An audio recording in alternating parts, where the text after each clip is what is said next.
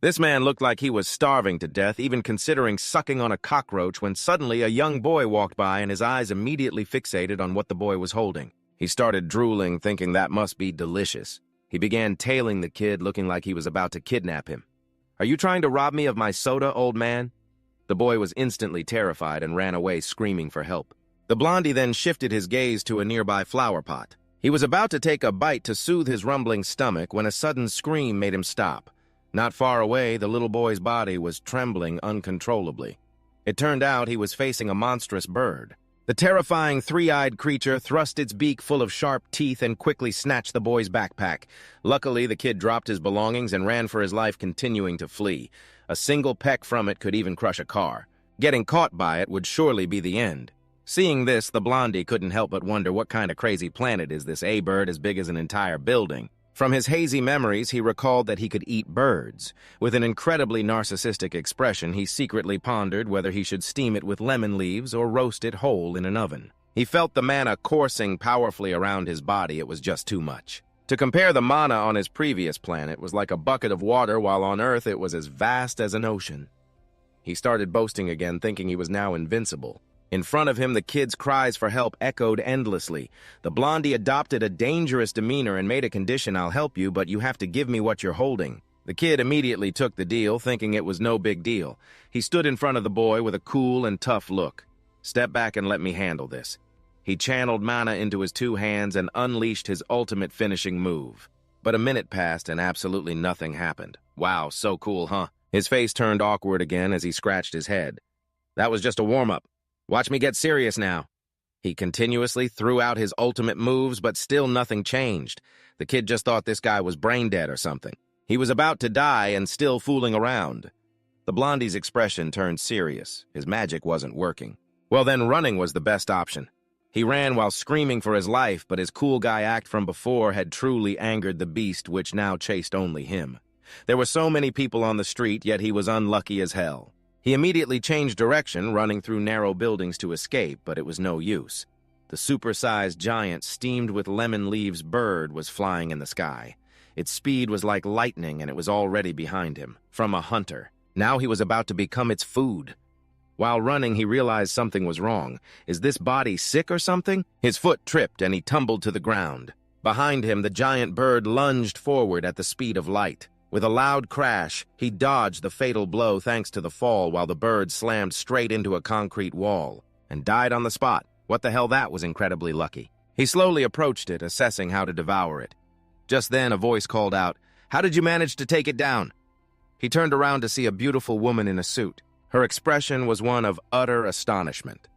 Earlier, the boy in the green hat had reported it to the police, and she, a member of the Hunter Bureau, had also rushed over.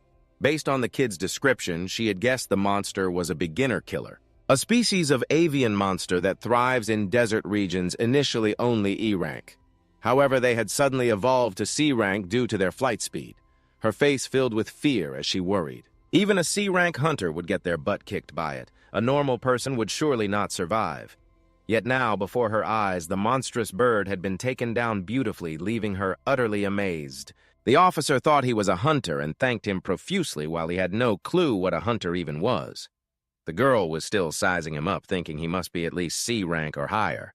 Because the monster bird's speed was so fast, even a C rank hunter would normally get killed. The blondie paid them no mind and headed straight for the little boy. With a stern face, he held out his hand. "Don't forget the promise between us." The kid suddenly froze, reluctantly handing over the soda in his hand. After just one sip, he exclaimed, "This is delicious! I've never tasted anything this good before." He drank it with relish, which made the girl taken aback. Did he just rob a child? She introduced herself as John from the Hunter Association and wanted to see his hunter license to report to the association. Beside her, the blondie was still happily drinking the tangerine juice. "What's a hunter license? Can you eat it?" This made her angry. "That is the official hunter license issued by the association after passing an ability evaluation. Don't tell me you don't even know that." The blondie had to lie, saying he'd left it at home, and then he quickly slipped away. This made the girl even more curious. "Who on earth are you?" It turned out he was not a native of this world. He was a high-level extraterrestrial being with the title of the strongest mage. But back there, he had to work himself to death, selling his life to the capitalist, not even getting to eat or sleep because his body had evolved. In the end, he risked it all to perform a soul-splitting ritual to reincarnate on Earth with the setting of being the one with the strongest magic. But unfortunately, this body was just too weak. Even the memories of this body's original owner were scrambled. Returning home, he searched for an ID card and discovered his name was Jireo. Seeing the overflowing ashtray, he remembered something. It seemed this body had smoked way too much before. He clenched his fists in anger because this was the reason he couldn't channel his mana. The accumulated smoke had damaged his lungs. Damn it! However, he quickly regained his composure. He was the strongest mage. He couldn't let a trivial matter like this ruin him. That's what he said, but just a day later, he was at the police station working with the officers. How surreal. The personal investigation had been going on for 10 minutes. A few hours earlier, while he was wandering the streets, he felt extremely hungry. Jireo clutched his stomach, drooling. There are a gazillion things to investigate about Earth. I need to solve this malnutrition problem first. A little girl saw him and asked her mother curiously, "Mommy, what's wrong with that man?" But her mother signaled her to be quiet. "Wait a minute." He stopped in his tracks. What is this smell? Jireo stood in front of a restaurant, intrigued by this aroma. Pork soup. And so he walked into the restaurant. A moment later, a steaming hot bowl appeared before him. "Here's your pork soup." He happily held the spoon, humming a tune. "I can't believe there's food so close by. I've been making things hard for myself." Well, then it's time to test it. Finishing his thought, he scooped up a full spoonful and put it in his mouth. Suddenly, the flavor exploded in his mouth. He was amazed. "It's so good. It's hot, but it's so good I can't stop. My hand keeps moving on its own." But that was just the beginning. What the heck happened after that? The young man ended up getting arrested and taken to the police station. Now the police officer sitting in front of him judged, "Is our country at war or something for a young man like you to dine and dash like this?" Jireo replied embarrassedly, "I really forgot." At the same time, another officer saw him and recognized him. "Isn't that the hunter from before?" So they decided to let him go. "Don't do it again, okay? I'll let you go with a warning this one time." He then bowed to the man. "Thank you, I will definitely pay the restaurant back. Can I go now?" The police officer pulled a piece of paper from his pocket. Wait, before you go here. According to our investigation, it seems you're an unregistered hunter with the association.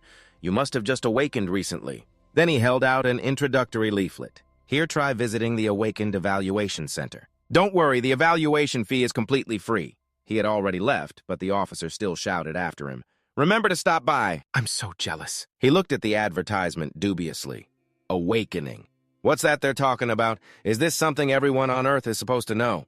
He kept talking about it. Maybe I should check it out. It's not too far. Following the directions on the paper a few minutes later, Jireo stood in front of a large building. The evaluation center, huh? His eyes lit up as he wondered, has Kim Jireo been here before? Suddenly he froze. I remember now. Kim Jireo is an F-rank awakened being. Just then, a voice rang out, catching Jireo's attention. "Hello, we meet again." "Yes, it turned out to be Yu Jeon." "Hello," she asked him. "What brings you to the association? Since you're already here, could you please give it to me?" She held out her hand. The hunter license. This triggered a memory from this body. "A hunter license? I'll bring it right away." A second later, he thought, "Oops, oh no. I think I lied before about bringing it. Luckily, I've remembered a little so I can answer." He regained his composure. "Sorry about that. I was panicking back then, but the truth is I don't have a hunter license yet." She crossed her arms, looking helpless. "No wonder you didn't come back." Then he said calmly, "But I am a registered awakened being. I just didn't get the card made because I was too disappointed with the results, which surprised Yujeon." "Huh." He replied coldly, "I'm F rank." This left Yujeon stunned. "You're F rank? Well, then how could you possibly catch a beginner killer?" He glanced to the side evasively. It was just a lucky break. That stupid bird just smashed its own head into a wall. This made her feel helpless, too exasperated to even speak. A beginner killer failing to adapt to the environment and accidentally killing itself. It's not entirely impossible, but the person I saw back then had such a relaxed expression, as if he had already killed hundreds of C-rank monsters. There wasn't a hint of fear. Why is he trying to hide his true strength? Most awakened beings who hide their rank are dangerous individuals involved in illegal activities. She began to see him in a different light, perhaps this person. Then Yuzeon started to act friendly. "I get it now, you're quite lucky." Beginner killers were known to have very low intelligence, and suddenly Jiraiya had an idea, that's it. Earthlings use very subtle facial movements to express emotions. I have to learn how to do that to seem friendlier. Let's try it out. He tried moving his facial muscles. I really am lucky, he said, which made her stare in shock. What is that expression? He's incredibly suspicious. Yes, then she calmed herself. I need to leave first. Yuzion fumbled in her pocket. Come to think of it, I have something to give you. What's your name? I'm Kim Jiraiya. Then she handed him something. All right, Mr. Jiraiya, please take this. It turned out to be a banknote, Jiraiya wondered to himself, giving money as a greeting. What kind of universe has such a wonderful custom? He then asked why she was giving it to him. She explained, you left the beginner killer's corpse, I had to deal with it, and this is your share. Jiraiya held the bill and couldn't help but think about the 8 bowls of porridge this morning. The meal I had earlier was 8,001 per serving with just this flimsy piece of paper. I can eat 6 more bowls like that, he said hesitantly. I didn't realize that bird was worth so much. Are their feathers expensive? She crossed her arms and replied, no. A beginner. Killer's body is very soft, so it's worthless, but you were lucky it had a mana stone inside. A C-rank one is worth about 2 million won. It made his jaw drop. Wait, 2 million won, but my share is only 50,000 won. She slowly explained that's because of the damages you caused while catching that monster. She recalled being yelled at road repair fees, pedestrian bridge repair fees. You did a great job. They were all under my name. Her words pierced him like arrows. If those people hadn't fled, we could have legalized the hunt, making him bow his head with a dark expression. I'm sorry, it's fine. Have a good afternoon.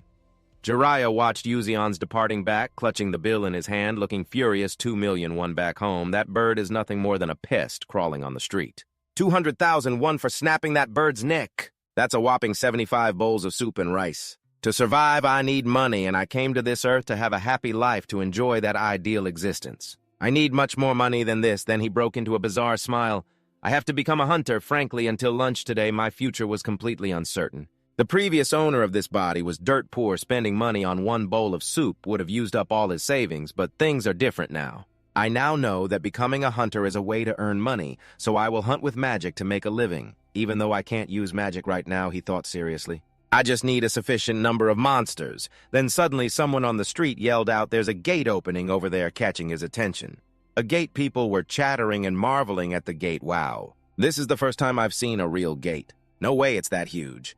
Then he looked at what everyone was calling a gate. A hunter's hunting ground. Gates are ranked based on their magic density, the higher the rank. The more dangerous the monsters inside become, he thought with a smirk. Humph, what a strange mana density they say monsters live in there. I need to analyze this. But with this many people, it's hard to enter the gate. Are there any other gates nearby? Suddenly, a stream of light guided him. What's this? He followed the stream of light and sensed it was close. After some arduous climbing, he finally knew. It turned out to be another gate, Jiraiya panted. Why is it so damn steep? He slipped under the barrier of warning tape. Earthlings have such strange decorative tastes. Why do they need to decorate the grass and trees? Just as Jiraiya stepped into the gate, a group of people arrived. Yoon Seung made a phone call. Hello, is this the manager? We've just arrived at the gate. The person on the phone replied, Yoon Seung. Are there any civilians nearby? He looked at the undamaged barrier and replied, it's fine. The barricade is already up. The person on the phone complained, these mutations are a real pain. I've lost count of how many rank-up incidents we've had this month. He assured them, don't worry, we'll start the investigation immediately. Then he hung up and began to lead his team. All right. Everyone, let's move in. After heading deep inside, one of them complained it stinks so bad like a cave in midsummer. While Yoon Seung checked his smartwatch, according to the readings, the mana density in this dungeon is D rank. Then a team member rubbed his neck wearily. It's always like this. It's practically a rule. Whenever a gate acts up its rank, always jumps by 2 levels. Let's just clear this quickly and go for a drink. Yoon Seung instinctively looked around and showed a worried expression. Shouldn't we slow down a bit? We're moving a little too fast. Making the 3 of them turn back and look at him quizzically, huh? Why, he voiced his suspicion. We've been walking for quite a while. But there hasn't been a single sign of any monsters. That's why then a man stepped forward and teased him. My God, you're young, but such a coward. We have an Seong, an A-rank hunter with us. What's there to worry about? Suddenly, a massive monster appeared behind the group, completely unnoticed.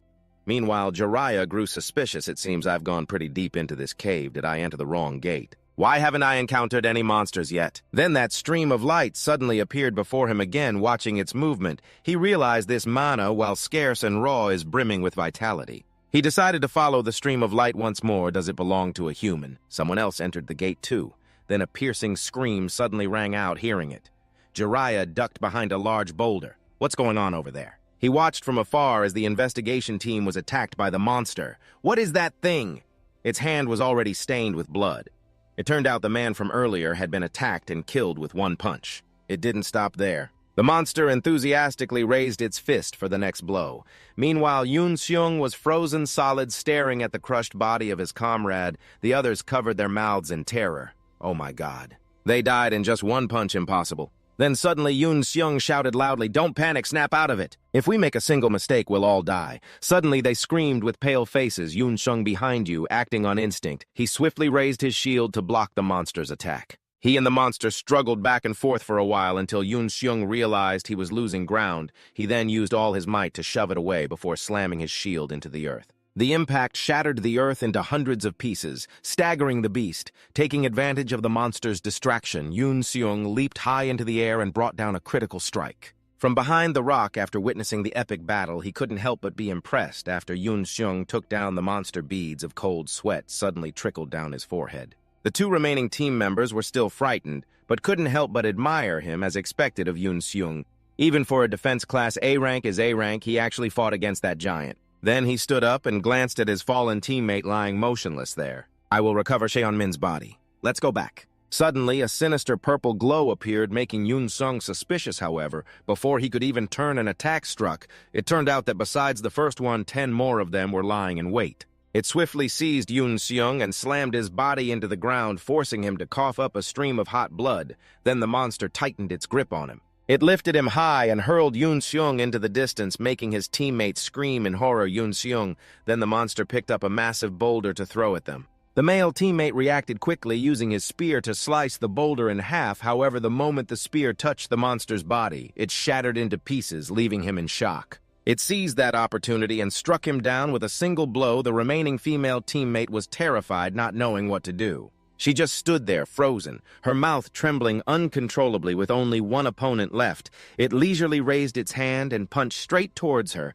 but just before the woman's life was threatened. Yoon Seung had returned from the brink of death. He rushed in to block the dangerous blow for her. Despite his own life being in grave danger, he shouted, "Now use the binding spell. If we don't stop it, none of us will make it out of here alive." He struggled to shout. "The entire team will be annihilated. What are you waiting for? Do it now." But to his surprise, the next moment, that woman turned and fled for her life, leaving Yoon Seung to face it alone. Where are you going? Are you leaving us behind? What about Cheon-min? No. The young man started to despair. Don't go. Don't run away. As Yoon Seung's shield started to crack, he was instantly pressed flat. Seeing this, the monster released its hand after determining its foe could no longer fight back. At this moment, Yoon Seung's vision began to blur. What I felt after being betrayed wasn't anger, but emptiness. I received an A-rank awakening power due to a dungeon break, and invitations from all kinds of major guilds started pouring in. I met good people, formed a team, achieved great things, and conquered gates.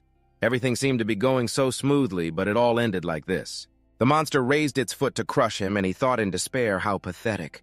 Suddenly, a rock hit the monster, drawing its attention. Just then, a dapper Jireo stepped out and said nonchalantly, "I really can't watch this anymore. Is this the true nature of people from Earth Tisk? Thanks to that, I've completed my analysis." Now Jireo leisurely looked up at the monster. Seeing it up close like this makes it clear. But it's so outdated, isn't it? Oh well, it doesn't matter. It's a pleasure to meet you here. A golem, huh? An object made of clay that uses mana as an energy core. Golems hold countless roles in Alfori, from everyday tasks like manual labor. From menial chores and construction to combat, Alfori is truly a nation built by the hands of golems. Even my own specialty is golem warfare. The reason there are no other monsters around is because this big guy is here. It's on guard duty. It seems this gate belongs to someone. In any case, I've already alerted the guard, so leaving easily is not an option. He casually walked around to the golem's back. I guess a fight is unavoidable. I can't use magic. The golem has already attacked, but there's another way. With a calm expression, Jireo adjusted his sleeve cuff, and just as the golem struck, he swiftly dodged. The stones where he had just been standing were smashed to pieces. It attacked furiously, but he easily dodged its powerful blows. Countless more attacks followed, but the result was the same. It only hit empty air, but it seemed unwilling to give up on him.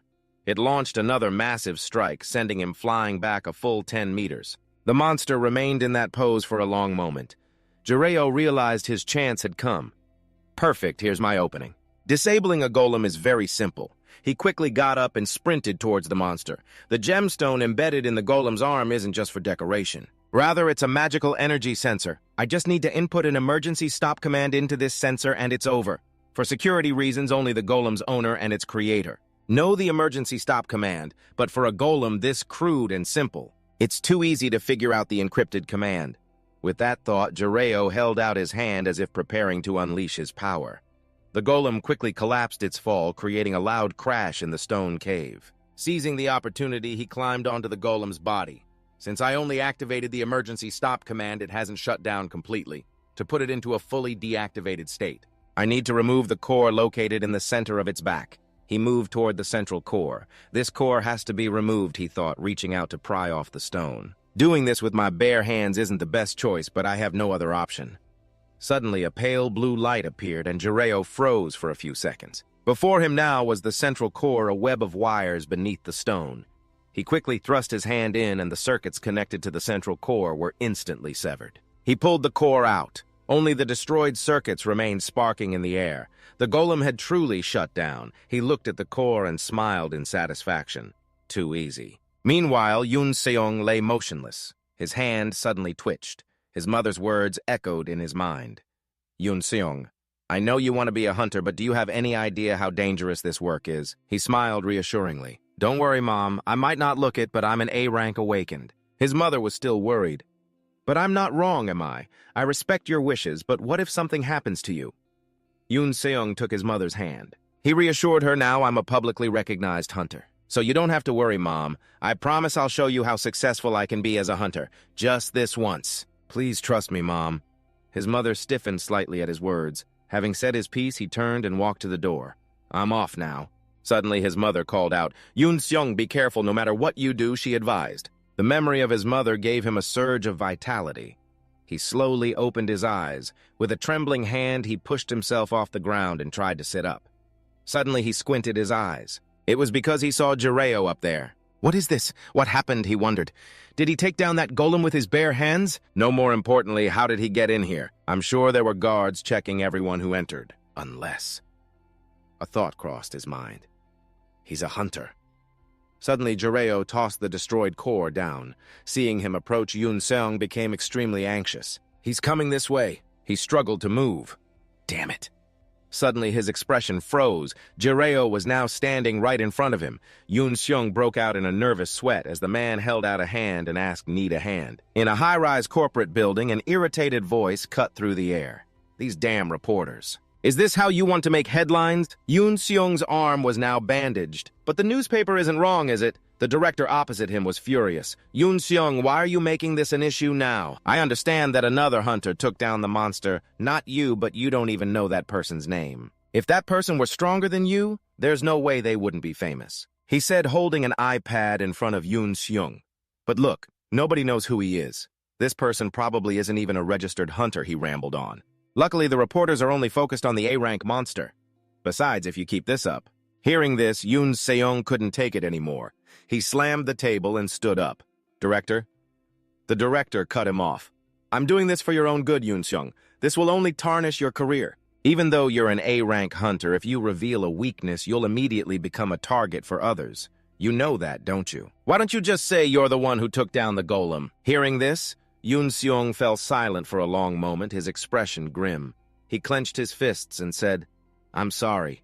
I believe it's better to be honest. It's the least I can do to show my respect for that hunter. He certainly didn't seem like the type of person to do anything illegal. The director asked, Are you sure? Without a moment's hesitation, he affirmed, if he had any malicious intent, he wouldn't have left me alive. He's a good person, and I truly want to repay him. The director adjusted his glasses and made a decision. I understand. If that's what you've decided, I'll leave now. Yoon Seong looked up and replied, yes. Yoon Seong left shortly after. Alone in the spacious room, the director leaned back wearily on the sofa. A hunter who can easily kill a golem that even Yoon Seong's team couldn't handle. Meanwhile, in Jireo's cramped room, he was lying on a mattress and playing with his phone, his eyes shining brightly. People from Earth are truly amazing. I accidentally unlocked this phone last night. What is this? It's been like this all night. Before him were all sorts of social news. He wondered, you can freely access information even if you're not from a privileged class. Is this paradise? Thanks to this, I've gathered a lot of information. First, the gate I entered wasn't private property. Second, each gate has different entry restrictions because South Korea is a country with thorough management. Awakened individuals who enter gates must get prior approval. The approving authority is the Korean Hunter Association, and third about Onyon Seong. He wasn't a thief trying to steal items from the gate. Jireo mused while eating some chips. This guy is A rank. His eyes were still glued to the phone. Well, it looks like I need to get a hunter's license first. The next day in a forest, an instructor was addressing a group of hunters. This is a theoretical safety training course conducted inside the gate. We will distribute the equipment shortly, so please wait a moment. Jireo stood there yawning repeatedly out of sheer boredom. So in short, don't be reckless around monsters, right? Suddenly, the instructor presented something. I will now distribute the equipment. Please take one. Jireo took the device, puzzled.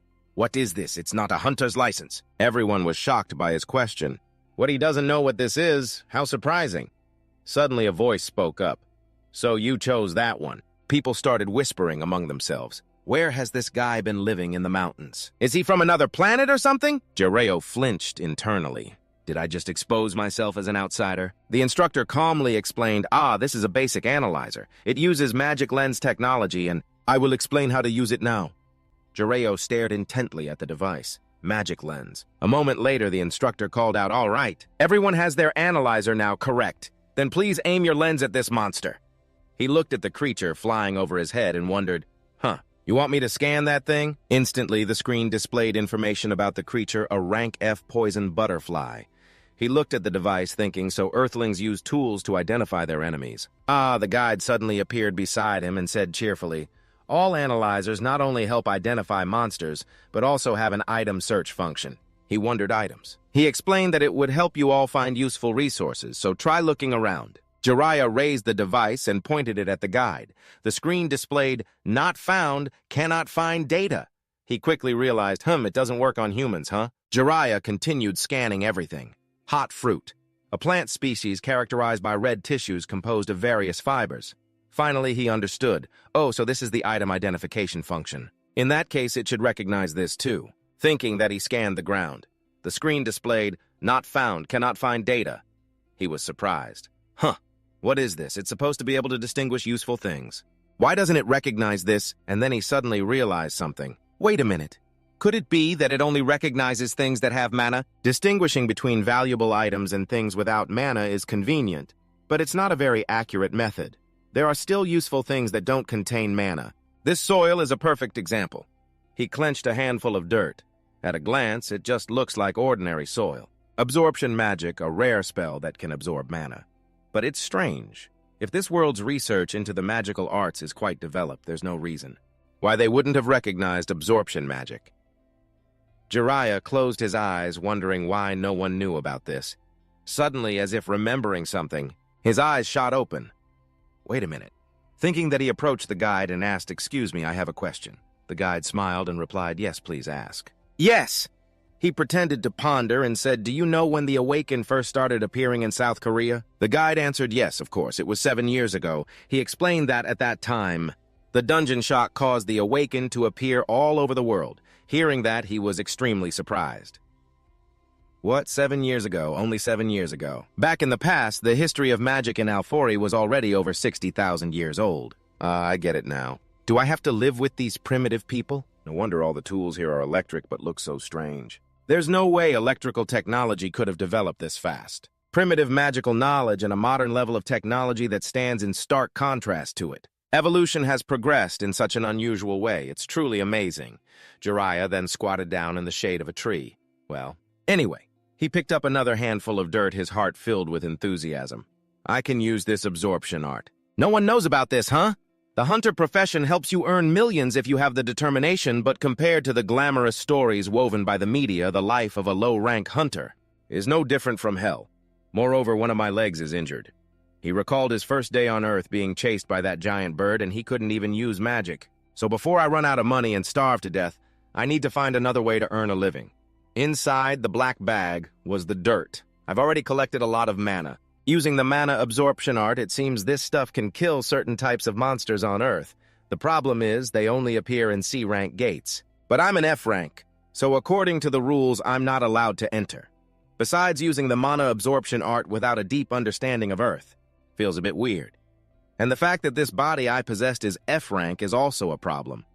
As he was deep in thought, a very loud notification sound rang out, making him curse out loud. Damn, that scared me. He picked up his phone and read the news alert. Emergency disaster warning website. Monster dungeon break. July 13th, 12:30. Red level gate appeared near Mapo district. Seoul. Warning B-rank monster. Evacuate immediately after confirming the monster's route. He wondered, what's this evacuate? Without much thought, he hurried to follow the instructions. What does evacuate even mean? Afterwards, Jiraiya got dressed neatly and handsomely, then stepped out of his house. It seems he was very interested in this. Let's see now. On the street, people were panicking, scrambling to run in the opposite direction from Jiraiya. A monster escaped the dungeon. But some people stayed behind just to watch the monster filming and taking pictures. Is that a B-rank monster? It's terrifyingly huge. He squeezed through the crowd exhausted when unexpectedly, this was the first time Jiraiya had seen a dinosaur-like monster in real life with his own eyes. Just then, a man holding a camera pushed to the front and bumped into Jiraiya. "Excuse me, let me through." The shove was so painful that he let out a groan. Seeing this, the man said sarcastically, "What a weakling. I barely pushed you and you're already on your knees." These people. They're blocking the way just to gawk and making so much noise. It annoyed Jiraiya. "What's with that attitude? Are you asking for a fight?" But Jiraiya just put on a confused expression and said, "What are you talking about, man? I was just looking." Suddenly, the man started to brag. "You've got some guts, don't you know I'm a hunter? And let me tell you, we are not on the same level. I'm not an idiot who risks his life getting close to a monster hoping to awaken some power like you are. I'm here to collect data for my research." Jiraiya then replied, "Me too. I'm a hunter too, and I'm here for the same reason as you." Hearing this, the man sneered. "Oh, really? What rank hunter are you?" Jiraiya replied nonchalantly, "F rank." The young man couldn't hold it in and burst out laughing, making Jiraiya's face wrinkle in a scowl. "Hey, you're laughing, aren't you?" The man didn't even look at him, focusing only on his camera. Unbelievable. Suddenly, roars and screams rang out, pulling Jiraiya's attention back to the scene. As for the monster, soldiers armed with guns were trying to shoot at it. Annoyed, the monster used its tail to swat away a military helicopter in the blink of an eye. And then, the helicopter was severely damaged and crashed, creating a massive explosion. Another helicopter arrived and its pilot reported in. Hunter support has arrived on the scene, over. At the same time, the monster began its attack, shattering the glass facade of a building. Then it grabbed a few people from inside. Just as it was about to enjoy its meal, its eyes suddenly darted elsewhere, surprised that a hunter had managed to grab its tongue and slice it in half. The monster shrieked in pain and began running wildly around the large tower.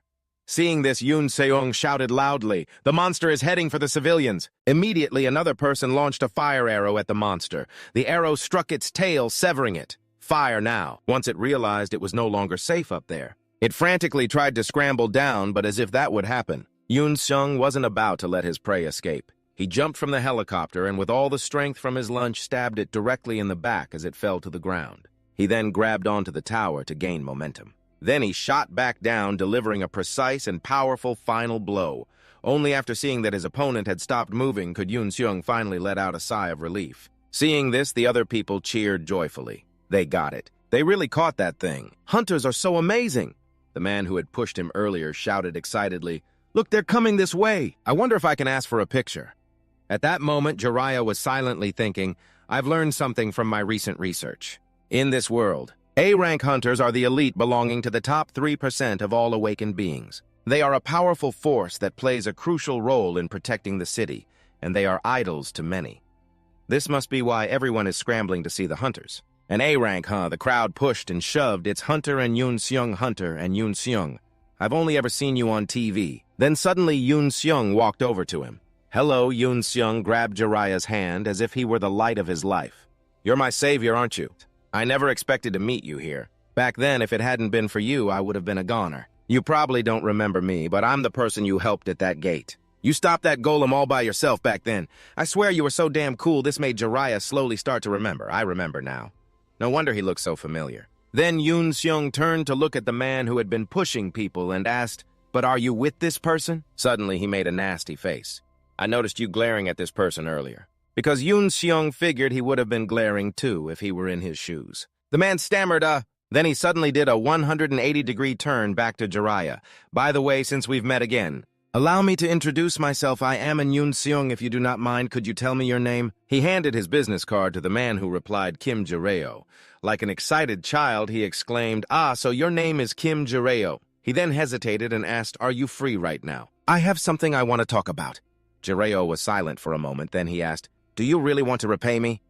Yoon Seong shyly scratched his head and replied, "Jireo, you might not like this, but is there really no other way? I have felt so uneasy ever since you disappeared. After all, you saved my life." Yoon Seong looked at him and thought, back then all I knew how to do was run away.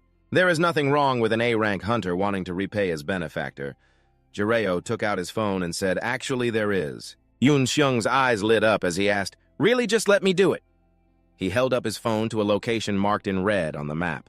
Jireo asked, "Can you come into a gate with me for a bit?" The sky was a gloomy gray, and the surrounding bare trees exuded a somber aura. Jireo glanced at Yoon Seong's expression and asked, "What is wrong? You have not looked well for a while now." He hesitated and replied, "It is nothing." He quickly walked ahead, saying, "Is that so? Then let us pick up the pace." He hastily replied, "Ah yes." Yoon Seong thought to himself, "No matter how I think about it, I cannot believe it." A few minutes earlier, Yoon Seong had joyfully said, "Following an amazing hunter like you, Jireo, it is a real honor to raid a gate with you. Are you planning to gather materials?" He replied, No, I am planning to hunt monsters." He clenched his fists and exclaimed, "Oh, is that so? Then I will get to learn from you." Jireo sighed and said, "I need to clarify a few things because it seems you are misunderstanding." Yoon Seong asked quizzically. Yes, he held out his license and said, "I am an F-rank hunter." Seeing this, he was startled. Jireo added, "So just think of me as a porter." Yoon Seong stared blankly at the license in his hand. Back in the present, he thought, is he really an F-rank? Is the measuring device broken? That is right, I have heard about this before. Mid-rank and high-rank awakened are often forced to mobilize for dungeon break incidents, so there are rumors that some people manipulate their awakening rank to avoid being controlled by the association. So is that why Jireo is hiding his true awakening rank? Jireo looked down and said, "Found them." Just like on the internet, one-eyed monsters were roaring with their mouths full of fangs. Their entire bodies were covered in hellish flames. Yoon Seong followed his gaze. He asked, "Those are flame spiders." Jireo wondered, "Flame spider?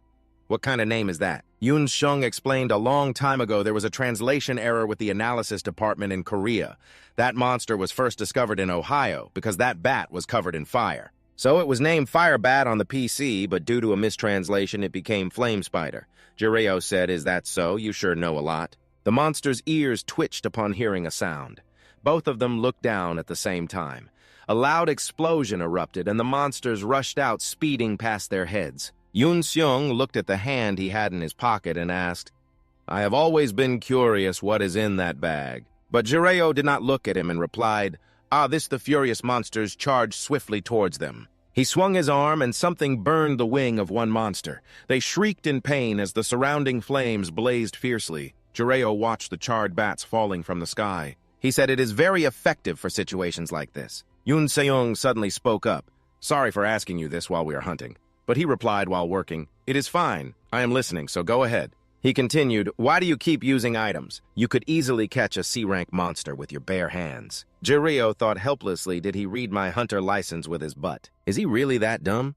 Or does he just not know how low-rank awakened ones fight? Since he is a hunter at the top of the tower, there is no need to reveal my weakness. Jireo said, "On Yoon Seong, have you ever thought about being awakened like this?" He gestured with his hand and continued lifting a 1-ton truck, creating enough water to flood an entire region. These are indeed convenient abilities, but we did not obtain them through effort. They came by chance, so they can go away just as easily. I find this power very inconvenient, so I do not rely on my awakened ability. Jireo thought anxiously. This sounds like nonsense, but he will probably believe it. "Right!" Yoon Seong cried out. Overcome with emotion, he teared up and said chokingly, "You are right, you are so right. Why did I not ever think of that? Things that we gain easily can also disappear easily. Why did I think this power would last forever?" Jireo silently praised himself. That sounds plausible. And Yoon Seong said happily, "Furthermore, considering the current trend of increasing mutations, perhaps it is preparing us for a future where we can no longer use skills in dungeons."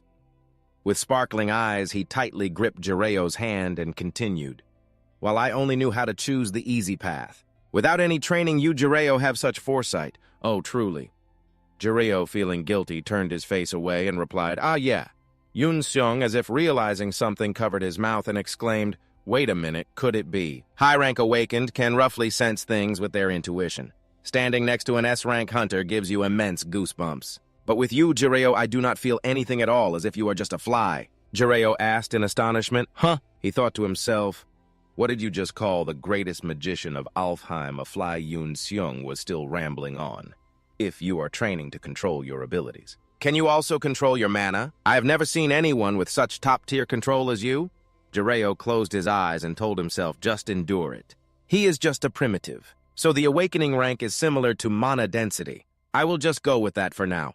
He puffed out his chest and replied, something like that. A while later, the two of them were sitting in a restaurant. Yun Seong asked him, if you are going into dungeons again, can you call me? Jiraiya wondered, why you have already repaid your debt. Yun Seong scratched his head and said, actually going with you was very eye-opening. Because of that incident, my team was disbanded.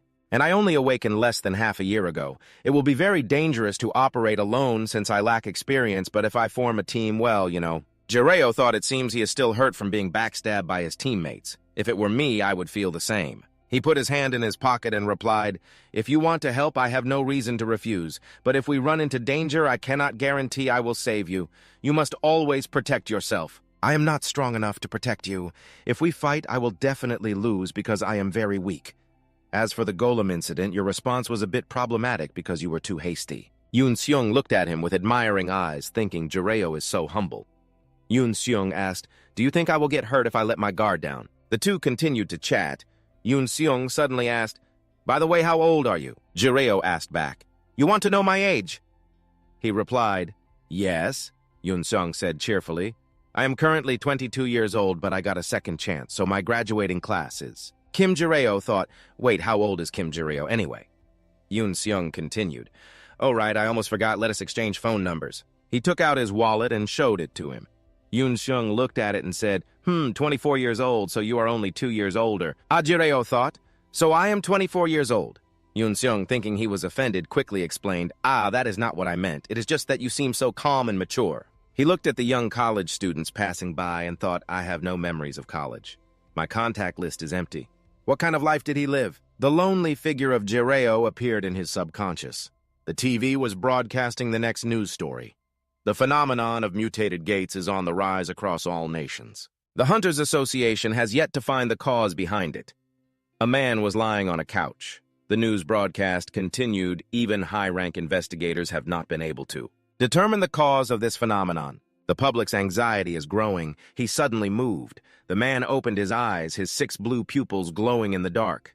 Yun Seong asked Jiraiya over the phone, Jiraiya, do you want to go see something cool tomorrow? I have got priority access to a new gate. Outwardly, he replied coolly, sure. But inwardly, he thought cheerfully, how could I possibly resist someone offering to show me something cool? I am so excited. In Korea, when a new gate appears, access is restricted, and an investigation team is sent in. Once the association's investigation is complete, the gate is opened, and today is that day. There is a rumor that there is a strange species of plant inside this new gate. Perhaps that plant is the key to restoring my magic. I just need to check that plant at the entrance and then leave. Jiraiya looked down and exclaimed, there are so many people here. Are all these people going inside? Someone passed by and shouted, look, it is in Yun Seong. Yun Seong scratched his head and said, most of them are just spectators and reporters. But it seemed more crowded than I thought. Suddenly, a sports car sped over. Jiraiya tilted his head to look as the car stopped in front of him. The door opened and a blue-haired man in a tracksuit stepped out. Yun Seong wondered, Kang Chang-ho, why is Kang Chang-ho here? Jiraiya asked. Who is that? Yun Seong replied fearfully, that's the S-rank hunter, Kang Chang-ho. He asked again, S-rank, one of the 3 S-ranks in South Korea. He looked at him. A steady stream of mana flowed throughout his body. Jiraiya thought, his mana is very stable. He's definitely a rare talent on Earth. Chang-ho seemed to sense something. His pupils suddenly contracted. He looked towards Jiraiya. He calmly asked, aren't his eyes strange? Yun Seong leaned in and whispered, I heard they're dragon eyes. They're clearly a very rare item. Suddenly, Chang-ho walked over. He exclaimed in surprise, wait, why is he coming this way? He coldly asked, what's your name? Jiraiya answered seriously, Kim Jiraiya. He then asked Hunter rank just then. Yun Seong spoke up to defuse the situation. Hello, Hunter Kang Chang-ho. This person is just a porter helping me out. If there was a problem... Chang-ho's entire body seemed to radiate a murderous aura. He growled, I'm not talking to you. Yun Seong, deeply hurt, shut his mouth and retreated behind Jiraiya. He answered F rank. He crossed his arms and asked skeptically, Really, is that true? He thought, can he see the hidden mana inside Kim Jareo's body? Mana is simply an energy-producing organ. Just because the respiratory system is refined doesn't mean the total amount of mana in the body decreases. A mage of Kang Chang-ho's caliber can assess a person's potential from even the faintest signal, Jareo said calmly. If you don't believe me, I can show you my hunter license. Chang-ho spoke. A person who can look an S-rank hunter straight in the eye and answer, Hunter Kim Jareo if possible. Just then, Yoon Seong mustered all his courage, put an arm around Jareo's shoulder, and said, Jareo, it's time. We just came to take a quick look, right? Shouldn't we be going now? If we don't go, we'll be late for our appointment. He quickly pushed him away. Jareo pointed and asked, but the plan for today was to explore this place. Yoon Seong interrupted him. Hey, let's just go quickly. Jareo kept looking back at Chang-ho, who silently watched his retreating back. Yoon Seong asked, Hey, do you really not know Hunter Kang Chang-ho? Were you abroad? Jareo was taken aback. He hesitated. I was away for a while. He said I don't want to gossip, but that hunter doesn't have a very good reputation. Jareo asked, Why is that? He continued. He has a criminal record for assault. No one wants to enter a gate with an S-rank criminal. Even setting aside his past, his recent affairs aren't much better. Jareo wondered what happened. Yoon Seong said I have a cousin named Choi Jin A-rank, 3rd class. She entered the same gate as Kang Chang-ho and was attacked by him. I heard he only picks fights with the awakened ones. Strong ones, yes. Jareo was touched and thought, so that's why you pulled me away. Worried that S-rank lunatic would bother me. What a thoughtful little mammal. Jareo said, all right, let's head back. Are we going to check out that so-called mysterious plant species? He was silent. Yes. Jareo suddenly asked, but hey, Yoon Seong, earlier you said Kang Chang-ho's eyes were something like dragon eyes, right? Does that mean it's something that can be bought and sold like your shield? Yoon Seong replied yes the first time he got it. It was in the form of a small orb. It seems he swallowed it to use it. He asked, Is there anything in a dragon's lungs? He replied, Let me check. It seems there are only transaction records. There's nothing available right now, but since lungs aren't very common, they might show up eventually. He crossed his arms, looked at the screen, and asked again, Why aren't they common? What's the price? And Yoon Seong said, They don't enhance mana like eyes, heart, or liver. At least those can be made into potions, but lungs have no use at all. Ah, here it is. The price is cheap too. 2.6 billion won. He replied, 2.6. He was startled and asked again, What did you say? 2.6 billion. Yoon Seong naively continued, That's so cheap. You can't buy the other parts no matter how much you offer. Jareo silently shed a tear, thinking I shouldn't have listened. The taxi sped down the road. He looked at the screen, searching for the name Kang Chang-ho. Jareo thought Kang Chang-ho. The more I learn about him, the scarier he seems. To let someone like that roam free out there, it's truly insane. Should I avoid his gaze from now on? What if he wants to fight me? My life is over. Suddenly, a sports car sped up from behind and slammed into the back of the taxi. Jareo fell forward from the momentum. The driver quickly swerved and hit a lamppost. The driver was breathing heavily and Jareo had sprawled out. He asked fearfully, Oh no, are you okay? He replied, Yes.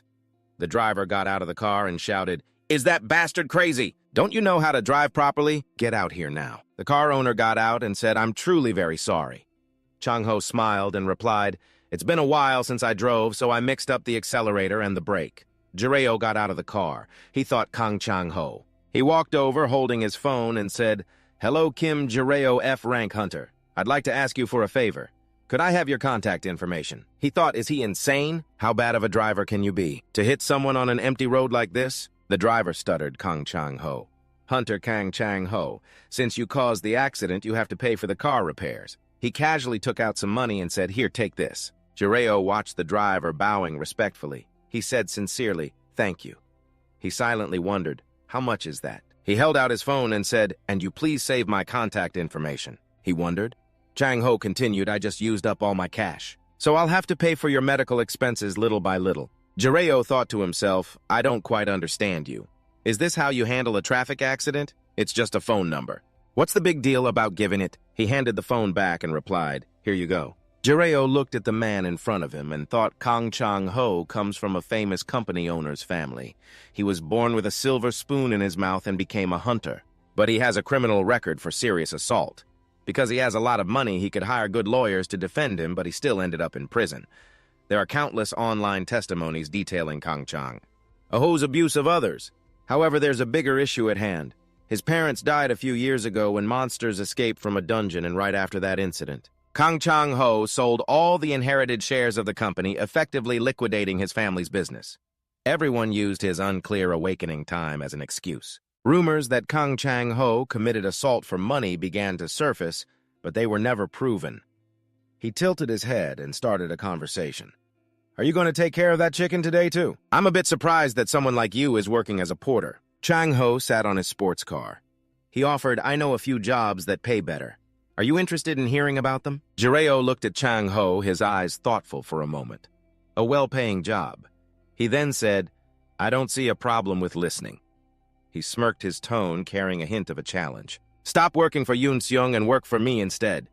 I'll give you 80% of the items and profits you get from the gate. Hearing those words, he froze. Is he trying to scout me with such ridiculous terms? Jireo quietly reasoned in his head. This S-rank hunter must have recognized the potential within Kim Jireo's body. Could it be that Kim Jireo's magic is equivalent to or even higher than S-rank? He raised his two hands, glanced at them, and sank into thought. If I can harness my magic properly, I could control this entire planet. A few seconds later, Jireo crossed his arms, looking thoughtful. Well, I'm in a position where it's difficult to enter an S-rank gate. I'm not even sure if I can work with you. Hearing that, Chang-ho immediately cut him off. What are you talking about, S-rank? He leaned against his expensive red car, his voice tinged with arrogance. No way. They would never push a hunter of your rank into such a high-level gate. Jireo was a bit startled and blurted out, You approached me after checking my awakening potential. Then Chang-ho frowned and asked, Awakening potential? What are you talking about? You're F rank, right? My proposal is to train you directly. In other words, I'm offering to be your sponsor. And so, Jireo raised a hand to the back of his neck. I see it was my misunderstanding. That's why I said something strange. But inside, he felt as if a bucket of cold water had been thrown over him. How embarrassing, he smirked. Can I take that as your acceptance? He held up a hand, a questioning look clear in his eyes. Wait a minute. What exactly do you see in me to make such an offer? Hearing that, Chang-ho became even more delighted. His expression turned sinister, his smile curling up in a chillingly terrifying way. Seeing that look, Jireo froze his face, turning pale. Damn it, Yoon Seung, I really miss you right now. Elsewhere, a loud noise rang out, a car accident with Kang Chang-ho. Jireo calmly tore open a bag of candy. I said I had an appointment with you and rushed over, but thinking back, it feels like that bastard caused the accident on purpose. After hearing that you spoke up, it's true, he only targets strong hunters. I guess I avoided trouble thanks to you, Kiryu. You just replied with a short, is that so? Yoon Seung continued, even an A rank like me could become a target. He chuckled softly, his eyes shining with gratitude. With a hunter like you by my side, I won't stand out if Kang Chang-ho tries anything. Yoon Seung must have seemed overly excited. Jireo just sighed, thinking to himself, what should I do now? Call the police, but what would I even say? Jireo briefly imagined the scene of risking his life to explain to the police that an S-rank hunter said he would keep me safe and give me that item. That thought ended immediately. Just forget it, yeah, that's right. They wouldn't care about this anyway. From behind, Yoon Seung's voice piped up. Oh, right, Kiryu, did you watch TV this morning? He recounted what he knew, making Kiryu unconsciously pay attention. Last year, South Korea ranked second in the Gate Management Excellence Evaluation. Kiryu saw Yoon Seung still chattering on excitedly. Although abnormal mutations are still a serious problem, civilian casualties have decreased significantly. The news said that humanity would soon overcome the disaster. The one called a gate. He thought to himself, this guy really has a talent for picking topics. He sank back into his own thoughts. The concept of gates made me curious. It's like a microcosm of my own experiences. One day in 2017, a mysterious phenomenon appeared simultaneously all over the world. In his mind, a video showed images of grotesque creatures stepping out of a beam of light. Gates monsters and the awakened. He thought while analyzing how they used mana. The principle of magic is to use mana drawn from the planet's core, however unlike in Anfori. Earth has rocky terrain, making it difficult to increase the amount of mana much. But the gate phenomenon that appeared 7 years ago acts like a well drawing out mana, allowing some people to come into contact with it. They became awakened. Jireo's gaze lowered, however, understanding of the gates was still very limited. He only had to remember those monsters. His heart grew heavy again. People on Earth don't dig deep to draw out mana, and inside are terrifying creatures. Those creatures are extremely hostile to humanity. It's neither the technology of Alfari nor Earth, so what exactly is it? He closed his eyes, pondering, I don't really understand. Yoon Seung's urgent call pulled him back to reality. Are you Are you okay?" His face filled with worry as he asked insistently, "Are you not feeling well?" Jirio was startled and turned to look. "Sorry, I was a bit distracted." Yoon Seung looked puzzled. "What were you thinking about?" Jirio turned and slowly told him what was on his mind. "I was imagining what it would be like to be the creator of the gates. I think there's something not quite right about the current situation in Korea." Yoon Seung listened and then asked curiously why is that he began to analyze using the image of two mice as an example. "Whatever the purpose, the monsters inside the gates want to kill us. The items inside are just like cheese in a mousetrap." He continued to explain, but if the little mouse finds a way to only eat the cheese, when those two mice get the cheese and are about to leave with their prize, wouldn't they be furious? He was lost in thought about what Jirio had just said. "Now that you mention it, that really does seem to be true." Suddenly, a blue light enveloped him. The ground began to feel heavy and shake violently. "What is this?" Energy bubbled up like lava beneath my feet. The light flared so intensely it nearly swallowed everything around. A bewildered Yoon Seung turned back as something wrong. Inside that energy, he thought, "Damn it, it's mana." The light grew fiercer, as if trying to pull Jirio to another world. He shouted, "Yoon Seung." Only then did he realize what a terrible thing was happening. "What is this?" A giant vortex rose up like a tornado, pulling Jirio into its center. Yoon Seung screamed Hyung inside. Jirio was completely swept up, unable to move. He gritted his teeth. "Damn it, I'm being pulled in." Everything suddenly stopped. He slowly opened his eyes. The light faded, revealing an unfamiliar scene. Jirio's eyes widened. He was standing in the middle of a small, all-white hallway. Jirio glanced around, a series of questions rising in his head. Where is this inside a gate? He thought as he walked. There's nothing worse than encountering a monster in a dead end like this. I have to keep moving. His footsteps echoed in the silent space. With a body that can't use magic, the simple question is, how am I supposed to get through this? As he went deeper, Jirio suddenly stopped. In front of him was a stone stele, and behind it a strange gate. Where is this? He stepped closer, his gaze fixed on the cold surface of the stone stele. There was something written on it. Suddenly a sound echoed nearby. Jirio glanced over to see a figure approaching from that direction. And from the opposite direction, someone else was also approaching. Chang Ho appeared and asked Kim Kirio. Jirio thought Kang Chang Ho. On the other side, Ha-seong was already close, making him wonder who this person was. Jirio stood between the two of them, thinking, what is this situation? Chang Ho, having just arrived, greeted Ha-seong. "Jong Ha-seong, I heard you were in Singapore." He nodded and replied, "I just got back today." Standing between the two, Jirio remained still as a question rose in his mind. They aren't usually this close. Finding the atmosphere a bit strange, Jirio quietly asked, "Do you two know each other?" Both of them turned to look at him with puzzled expressions. He glanced at him and retorted, "Kim Kirio, I should be asking you. You don't know Jong Ha-seong." Jirio just remained silent. "I've only been on Earth for 2 weeks. How would I know?" Seeing him fall silent like that, Chang Ho burst out laughing, deliberately teasing Ha-seong. "See that? He really doesn't recognize you. You should work harder then." Their back and forth made Jirio even more curious. "I didn't recognize you at first either, you idiot. Who exactly is he?" A moment later, Chang Ho smiled, turned, and introduced him. "This is Jong Ha-seong, South Korea's #1 hunter." Jirio listened, slightly surprised. Damn, he's even more formidable than I thought.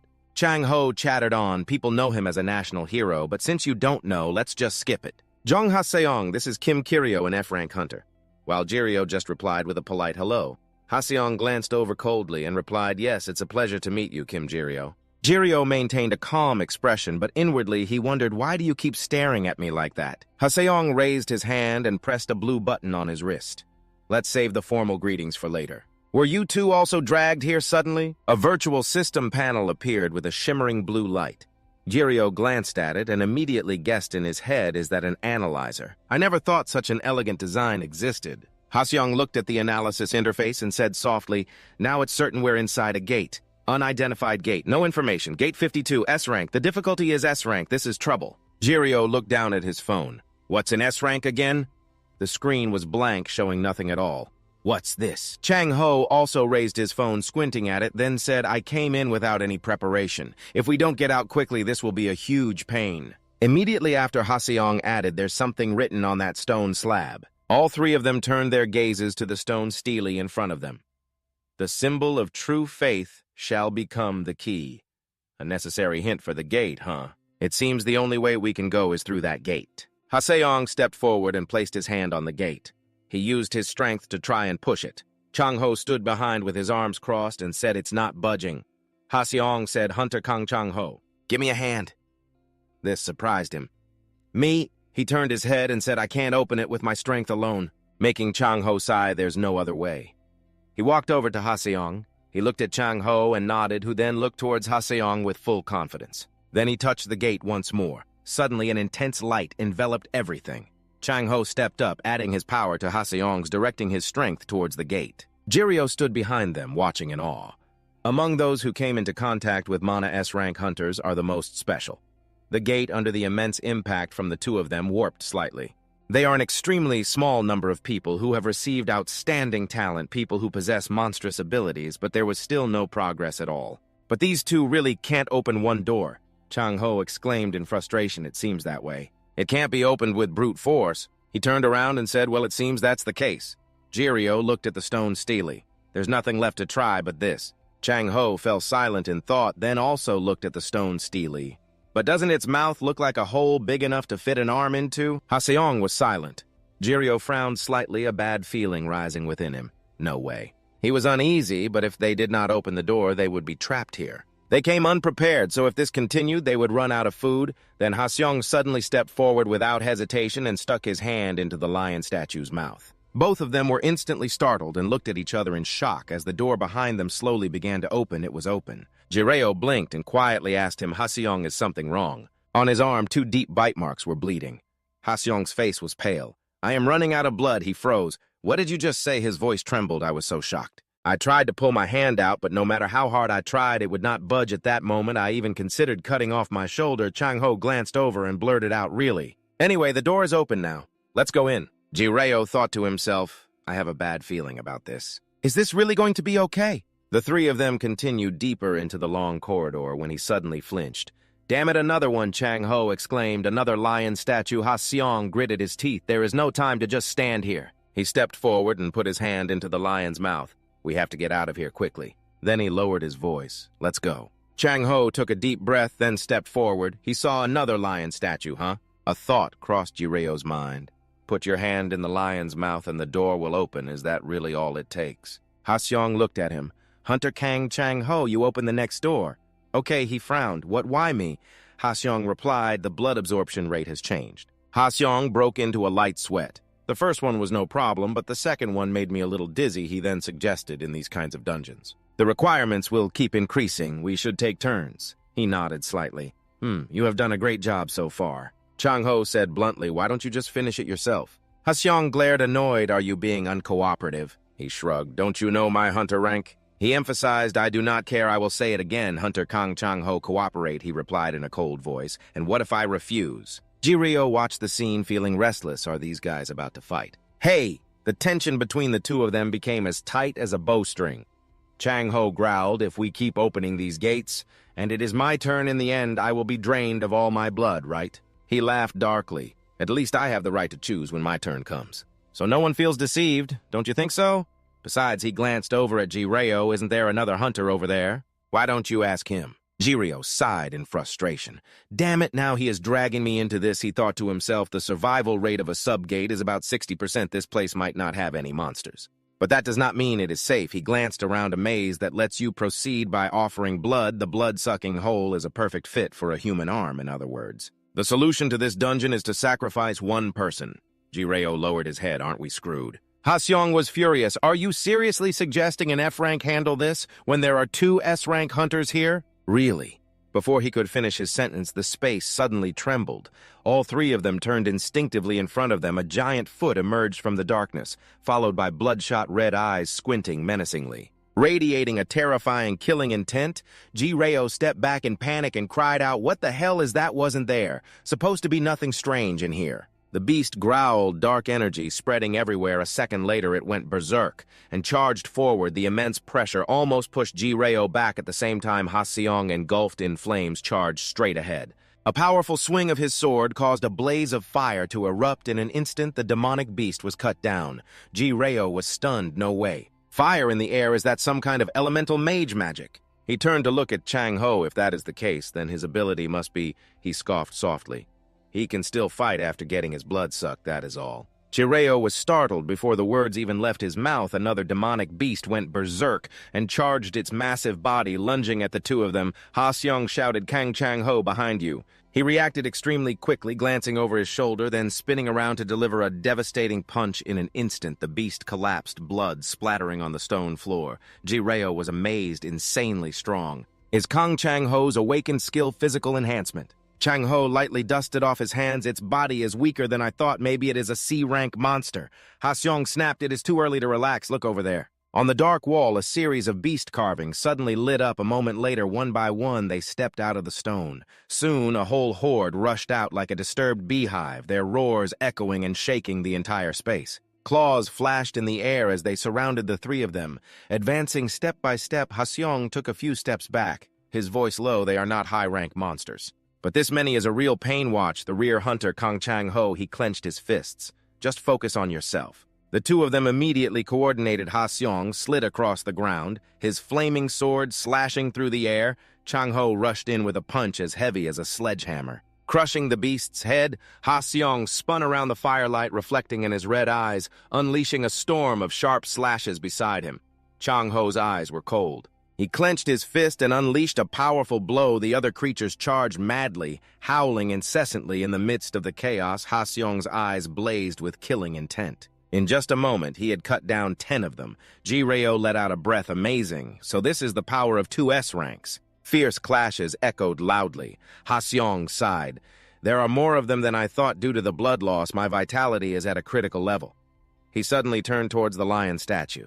A strange premonition flashed in his mind at this rate. He looked at the lion statue's blazing red eyes. Its mouth was wider as if inviting him. He suddenly froze.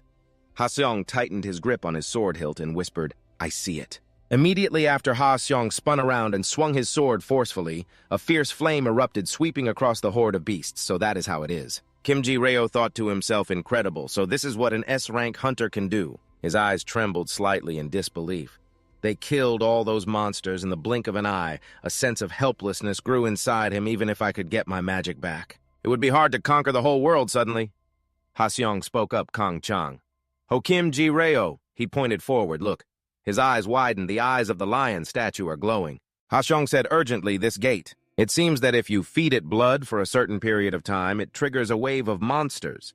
Just then, the sound of cracking echoed from the wall as a new beast poked its head out. Jireo's eyes widened in horror. So that means... Before he could finish speaking, he saw a dark shadow lunging from behind him and quickly shouted a warning to Ha Seong. Startled, Ha Seong spun around like lightning, drawing his sword with a flash of steel. One thrust pierced straight through the monster's throat, splattering black blood. Chang-ho was surprised. There is a time limit. As soon as he spoke, hordes of monsters appeared frantically from everywhere. Their roars thundered like a storm.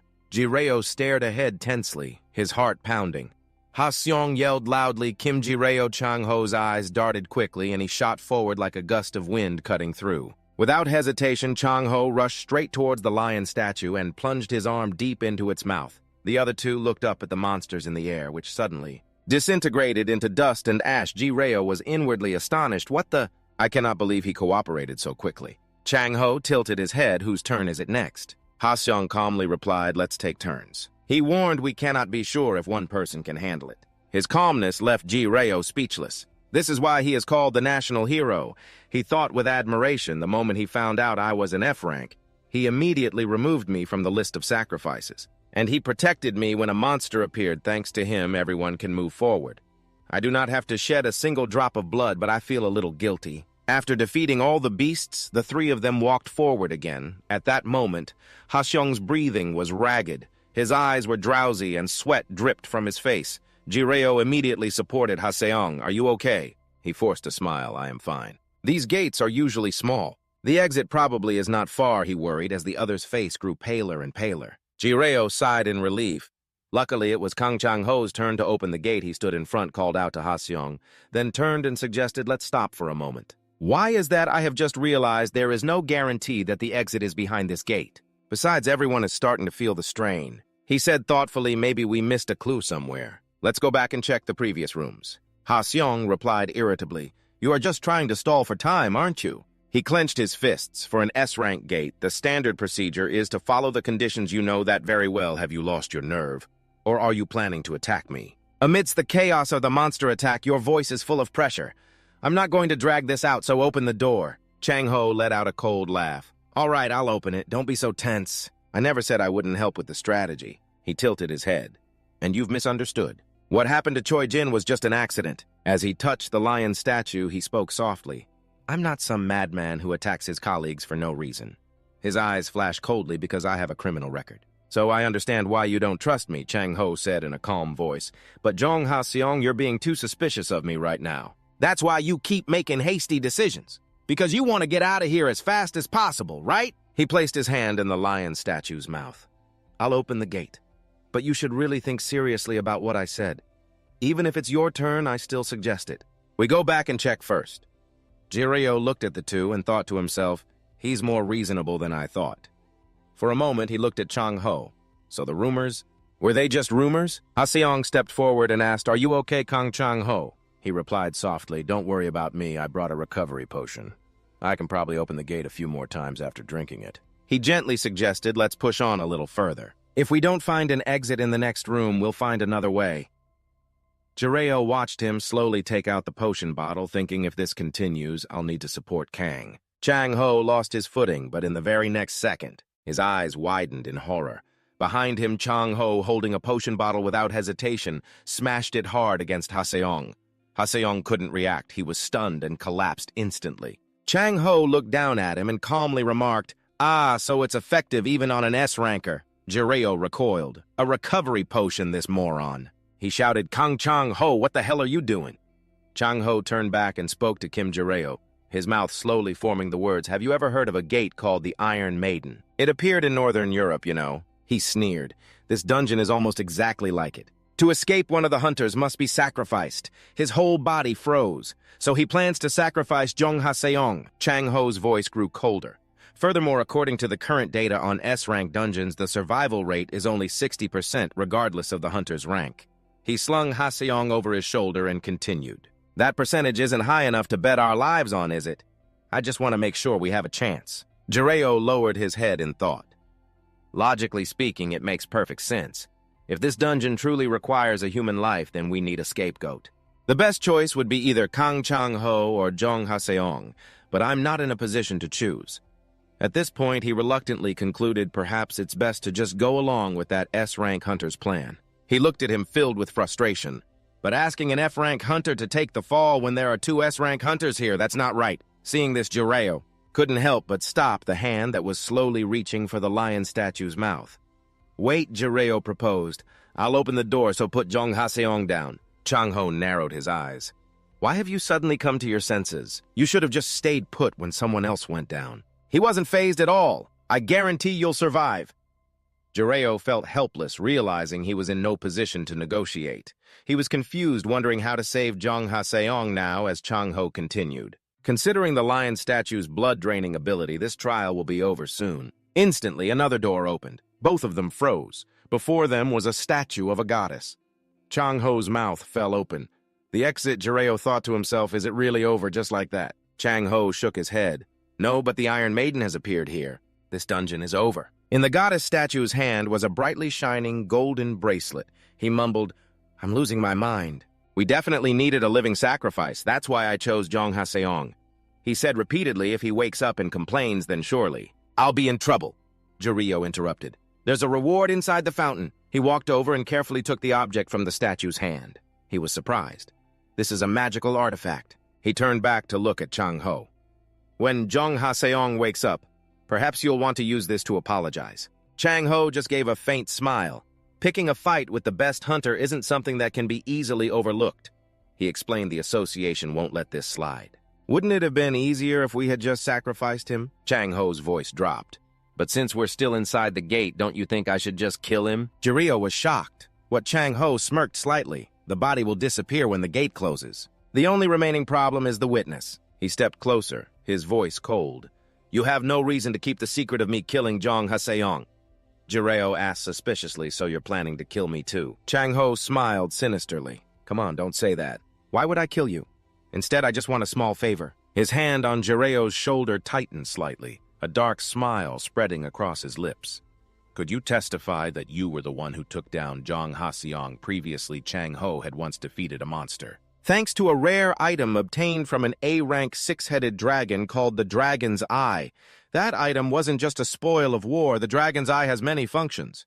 Furthermore, it provides clear vision to identify distant objects, enhances magic, and even grants the ability to assess others' awakening levels with the naked eye. With those eyes, he never had to squint to see more clearly, until that moment. He frowned slightly, thinking to himself, did I just see that wrong? Chang Ho looked at him, silently speculating. This is a strange type of magic I've never seen before. The total amount of magical power isn't high, but perhaps this person possesses that skill. The skill that hunters all over the world covet. Flashing back to when the two first met, Chang Ho approached with a sharp gaze and asked, "What's your name?" The reply came calmly, Kim Jireo. He continued, rank. The answer was the same, F rank. Chang Ho frowned slightly. Lying an F ranker dares to look me straight in the eye like this. The atmosphere between the two grew heavy. Jireo continued to stare straight ahead, his gaze cold. He thought to himself, to ordinary people or low-rank awakened beings. A high-rank awakened being is like a giant beast. It had been a while for Kang Chang Ho. Kim Jireo and F rank was no pushover. To satisfy his own curiosity, Kang Chang Ho had tried to provoke Kim Jireo a little. He didn't shy away from challenges, whether it was a sudden traffic accident or a lavish offer worth hundreds of millions. However, contrary to expectations, Kim Jireo remained emotionless through it all. It was precisely for that reason that Chang Ho found him interesting. He was so different from what Chang Ho had expected. Is he ignoring an A-rank hunter like me? Kang Chang Ho, who was always the center of attention, actually liked Kim Jireo's uniqueness, so it certainly wasn't Kim Jireo's recent attitude that was bothering him. Back in the present, you can testify that you were the one who took down Zhang Haseong, can't you? He persuaded. Even if Zhang Haseong remembers this situation, it will be difficult for him to prove anything. The testimony of those in the raid will be prioritized in court. Chang Ho emphasized, you just need to say one thing. He tilted his head. There was a conflict during the raid, and you had to calm Zhang Haseong down. Jireo just raised an eyebrow slightly. And what if I refuse? He said shamelessly, well, then I can't be dragged down alone. Right, Chang Ho thought to himself, actually, I could handle Zhang Haseong myself. His eyes were full of amusement as he looked at Jireo. Kim Jireo, I'm curious about the ability you're hiding. In his mind, he was silently calculating if he was truly hiding something. You would surely react to this unreasonable threat. However, Jireo immediately agreed. All right, so I just need to spread the word that I was the one who knocked out Zhang Haseong. The answer made Chang Ho pause. What, it's that simple. He looked at him utterly bewildered. There wasn't a single sign of fear in his expression. This means he didn't agree out of fear. Chang Ho wondered, could it be to avoid a confrontation? A thought flashed through his mind. Come to think of it, he said with his own mouth that he couldn't enter S-rank gates recently. That means he could enter them before. He thought to himself, so Kim Jireo really is a high-rank awakened being, if he deliberately lowered his magic level to that of an insect. He frowned slightly. It must be as suffocating as being gagged and put in a straitjacket. Even I can't guess what kind of awakened being he is. Chang Ho looked at him puzzled. But is it necessary to lower his awakening rank all the way to F? I want to probe a little more, but after a moment of thought, he spoke. All right then. Very thoughtful of you. Chang Ho turned away and said, now let's get out of this damn dungeon. This will have to do for now. Jiro thought to himself, damn, we got away, what a relief. The two of them kept walking. As they exited the gate, a blinding light made him pause. We are outside now. In front of them was a sea of reporters pushing and shoving. The hunters have finally come out of the third exit. Jiro frowned slightly. Why are there so many people here? The crowd roared, turn on the cameras, turn them on, get over there. Congratulations on surviving. Can you tell us what kind of gate that was? What level were the monsters? Are there no other survivors? Every microphone was pointed at him. How many hunters did you start the raid with? Jiro was momentarily stunned as he wondered, wait, are all the exits concentrated here? Everyone's gaze shifted. A shout rang out. It is Hunter Kang Chang Ho. Zhang Haseong is here too. 2 S-rank hunters. The crowd buzzed, but why is Zhang Haseong unconscious? He slowly stepped out. Just then, a woman from the association approached Hunter Kang Chang Ho. We need to ask you a few things, he asked back. Are you from the association? She nodded, that is right. She continued, I have many questions, but it seems one person needs to be prioritized. Why is Hunter Zhang Haseong unconscious? Chang Ho hesitated about that. The woman was surprised. Do not tell me he fell victim to one of the gate's tricks. He shook his head, no. There was a small disagreement about choosing a sacrifice. Then he pointed towards Jiro, so that guy knocked out Jong Ha-seong. Jiro thought with disgust. Lying, the moment he stepped out of the dungeon, the woman exclaimed, "What did you say? Say something that makes more sense, will you? How could South Korea's #1 representative be taken down by a hunter I have never even seen before?" Jiro frowned. At least the association staffer has some sense. The woman stepped forward, her voice sharp. "Stop trying to fool us, Kang Chang-ho. Tell the truth." She questioned him directly. "Were not you the one who did that to Jong Ha-seong?" He let out a smirk. "Hey." His eyes flashed with a fierce look as he glared at Jiro instead of just standing there listening.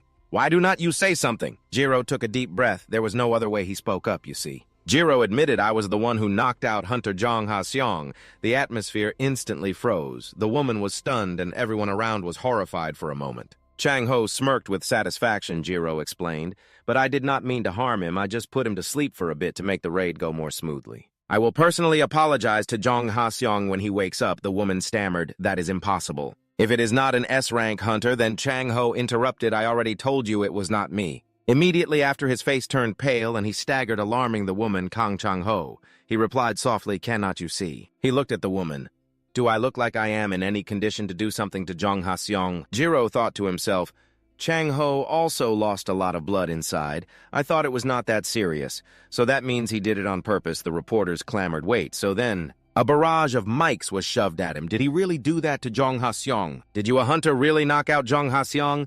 Did you take down an S-rank hunter? Jiro muttered. That is right. He pursed his lips and confirmed it to the entire crowd. Yes, I did it immediately. Breaking news exploded. Online CEO Daily Jong Ha-seong unconscious. Cause conflict with another hunter reporter, Kim of CEO Daily Hunter Jong Ha-seong, found unconscious after mass disappearance incident. The cause was a subgate, not monsters elsewhere. Ha-seong sat on his hospital bed, furiously crumpling the newspaper in his hand. "Kim Jiro, was it you who did this to me?" Yoon-seong calmly looked at the other person and said, "Hey, I saw the article this morning before it was taken down. Is it true that you took down Jong Ha-seong?" Jiro raised a spoonful of rice to his eye level without shifting his gaze. "Oh, that he has already started to figure things out, so he wanted to see me today because of that." While enjoying his meal, Jiro replied, "You could say that." This gave Yoon-seong quite a scare. Then Jiro quickly changed the subject. "You were trapped in the subgate, right? You were not hurt, were you?" Hearing this, the kid's doubtful eyes immediately brightened. "He is worried about me again." Then he replied, "Of course, thanks to you pushing me aside. As for me," suddenly his phone rang. Jiro calmly said, "Hold on, I have a call." He thought to himself, who could this be? Hello, a voice came from the other end of the line. "Is this Hunter Kim Jiro's number?" The next few seconds directly caused Jiro's expression to change. "I am Jong Ha-seong." The hand holding the spoon also froze for a moment. "Ah, yes." He glanced at the fool who was still staring blankly from the other side. Jiro waved his hand a few times. "You go ahead and eat first." His mind was a mess as he thought, I left my number with the association because I wanted to apologize in person. How am I supposed to apologize for this? Should I make a video call and bow my head? While the kid behind him was still focused on the food on the table, the voice from the other side continued. "I have a few questions about what happened yesterday." Memories of that day came rushing back. "You are the one who knocked me out." Hearing these words, Jiro felt a bit awkward. There is something strange about this, the man on the other end. One hand pushing an IV pole down the hospital hallway, he continued patiently, "To be honest, I suddenly passed out that day, so I do not remember anything. I suspect it was Hunter Kang Chang-ho. But I am not sure. According to what he said, Jong Ha-seong remembered being hit on the back of the head.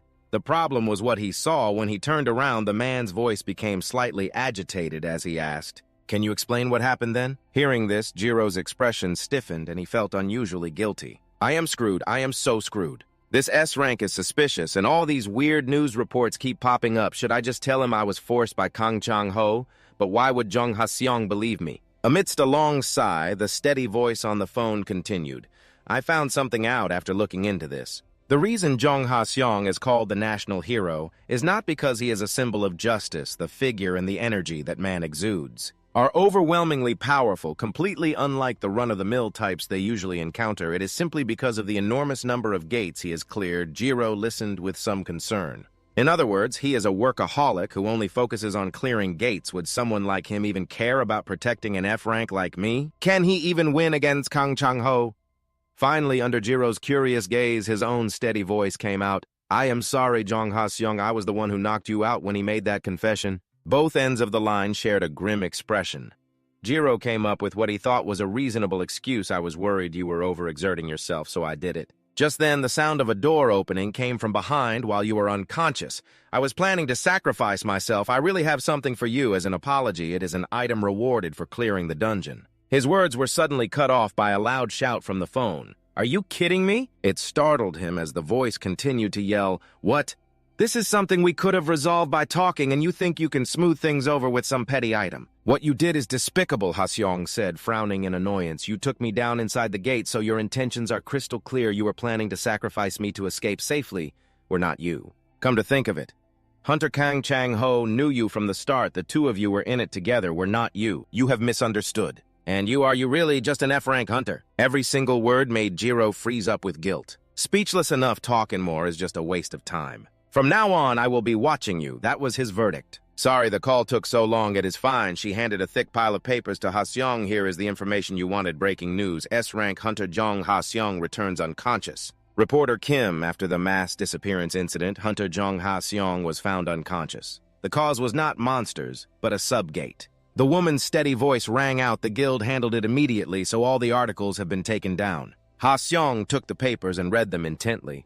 Looking at the mocking comments below, knocked out by another hunter. The national hero, the world's top hunter, what a joke. Do not misdirect the public. Jong Ha-seong's skills are no joke for real, the woman behind him said impatiently. You do not have to read all the comments, but he was unusually calm. Even though the articles are gone, the public already knows everything. His low, unreadable voice sounded. Now the whole world will see that S-rank hunters are not invincible.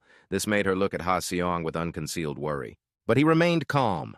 They are worried. After thinking for a moment, he mused, in my opinion, Hunter Kang Chang-ho is the one behind all this. I investigated that hunter as you asked. He really is an F-rank hunter regarding this information. Ha-seong wasn't too surprised. I thought so too, but something isn't right. If that hunter was really just F-rank, Kang Chan-ho wouldn't have let him live. His face looked a bit grim. He continued to speak. Why would Kang Chan-ho have to make a deal or force an F-rank hunter to take the blame for him? He had no reason to do that. He could have just killed him. The words left unsaid are the most thought-provoking. More importantly, Kim Kyung's eyes looked like he was watching himself fall. Since awakening, no one had ever given him such an uncomfortable feeling. Finally seeming to realize the problem, he said, indeed, his rank is likely fake. Contact the association right away. This made her exclaim in surprise, no way. I will request a reevaluation of Kim Kiryo's awakening level. Other illusions rose one after another. Skills are the superpowers of the awakened, each person having at least one skill upon awakening. But the magic of this planet still has many limitations. The image of strange freaks with hands full of different colors made the scene even more eerie. Mages can only use the type of magic they acquire upon awakening, for example, like in Ha-seong's case, no matter how much he trains. He could never learn ice magic, a power ordinary people wouldn't dare dream of. If they want to use a different type of magic, there is only one way. They must pay a hefty price to obtain a magic artifact. It's called a skill stone. Thinking of himself, his voice dropped a little, but I'm different. I am a reincarnated soul who knows everything about magic, so in theory, I can use any ability on this earth. As long as I meet the conditions, the arrogant voice echoed again. I'm a genius. The train of thought continued uninterrupted. The problem is that I can't show off this talent just yet. Moreover, the recent incident has attracted the attention of S-rank hunters and others. His hand brushed against the screen, which was displaying countless skeptical comments. From the public, Jiraiya continued, so I'm still trying to research, and I finally found a way to use enhancement magic tools. He thought of his own internal organs deteriorating along with his magic power. He took a light breath. My body is worn out, so my magic power can't circulate fully, but since I can still breathe, I can control a little magic power inside, and I'll use it to activate the enhancement magic tool. But how? The material for this tool is in light shone on the towering buildings. Emitting an overwhelming aura that intimidated people, Jiraiya looked up and couldn't help but sigh. The Korean Magic Tower. Suddenly, a rather loud shout rang out. Hey, weren't you just here yesterday? You're here again today. You need an appointment to get in here. Stop blocking the entrance. The receptionist approached him, questioning him endlessly. Faced with this attitude, he could only reply calmly, I have an appointment today. However, upon hearing this, the man sneered as if he'd heard a joke. An appointment, how ridiculous, an F-rank like you. He thought with endless frustration, F-ranks are people too. The detestable man in front of him raised an eyebrow and said, "You just got your butt kicked out of here and now you have an appointment. Stop lying and get out of here!" This made Jiraiya frown. It's truly unbearably ridiculous. At that moment, a shout rang out, startling both of them. "I'm sorry I'm late. The company suddenly called me. They said it would be quick." In front of them was the dashing An Yoon Seong approaching. Jiraiya replied coldly, "It's all right, I was the one who asked you to come here. You paid off your debt a long time ago. But since I didn't know who else to ask, I could only rely on you." He, like a simpleton, scratched his head while laughing and said, "It's nothing, I have plenty of time." However, the appearance of the other person startled the blond man. Hunter and Yoon Seong. The man's attitude suddenly changed 180 degrees. "I've always been following you, Hunter and Yoon Seong. I heard that. You were the first to discover the recent dungeon break. I'm a huge fan of yours." This fan seemed unable to stop his excitement. He eagerly asked, "Why are you here?" He quickly replied, "I've already notified the guild. I have something to discuss with the representative of the Magic Tower." The conversation quickly made Jiraiya freeze and become invisible. "Is that so? I'm not sure if the guildmaster is here today." But Yoon Seong quickly broke through this invisible barrier. "She told me to come, didn't she?" Hearing this, the blond man quickly became welcoming. "Then please come in. You can bring your friend with you." But looking at the other person, he hesitated and said, "Your friend, according to company policy. S-rank hunters are not permitted inside for security reasons, so I'm very sorry." Seeing this attitude, Jiraiya thought helplessly, they're so polite in front of an A-rank hunter. This is the Korean Magic Tower, one of the largest guilds that manages many hunters. They mainly earn money through the hunters' activities. Today we have an appointment to meet the person in charge here. Yoon Seong's steady voice cut into his unfinished thoughts. "And Yoon Seong, A-rank hunter from the Nail Sisters Guild. I sent a letter yesterday afternoon." The receptionist quickly produced an access card. "You've arrived. The representative's office is on the highest floor." The receptionist, now enthusiastic and polite, gestured towards the side. "The elevator is over there. Just press the button for the 60th floor." "Are we going alone? Isn't anyone going to guide us?" He couldn't keep this question to himself and said it out loud, but this younger brother confidently said, "Let's just give it a try." The elevator moved quickly, the numbers on the display flashing continuously. The 60th floor. They were instantly overwhelmed by the scene before them. His lips stammered as he called out Yoon Seong. "Something feels off, doesn't it?" Before them was Esther, leisurely resting her face in her hands and gazing into the distance. Looking at the unfamiliar and dubious scene before him, he whispered, "Something seems off." "Right," Jiraiya continued hesitantly. "I'm sure I pressed the button for the 60th floor. But why did we stop on the 2nd floor? Is the elevator broken?"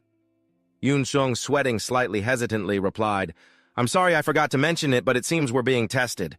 This left Jiraiya confused. "A test," he continued. "There's a rumor that the owner of this building, or in other words, the guild master, has a rather strange hobby, which is understandable, I guess. South Korea only has 3 S-rank hunters, so getting an appointment with her is incredibly difficult. The people here act as if they'll definitely meet their visitors, but once they arrive, they trap them inside a maze of their own making." Looking at the scene before him, Jiraiya asked, "This is a maze, isn't it?" He quickly replied, "That's right. The entire building is a maze. You'll have to find your own way to the top floor." Seeing the serious look on Yoon Seong, he could only come to that conclusion. "So this is one of those, I will only meet those who pass my trial situations, huh?" Jiraiya looked at the expression on the man's face and suggested, "How about we take the stairs?" But when his hand touched the doorknob, there was only the sound of a click from the lock. Looking at the view through the glass, he muttered to himself, "What a crock. We just came from the 2nd floor and now we're at the basement parking lot." This also frustrated Yoon Seong. I heard that if you open a door, it connects to a random location, making you go in circles without a way out. Let's go back to the 2nd floor." Yoon Seong had no other choice but to agree. As they walked, he asked how many people have passed this test. He replied hesitantly, "I don't really know. I haven't heard anything. Maybe no one has ever passed."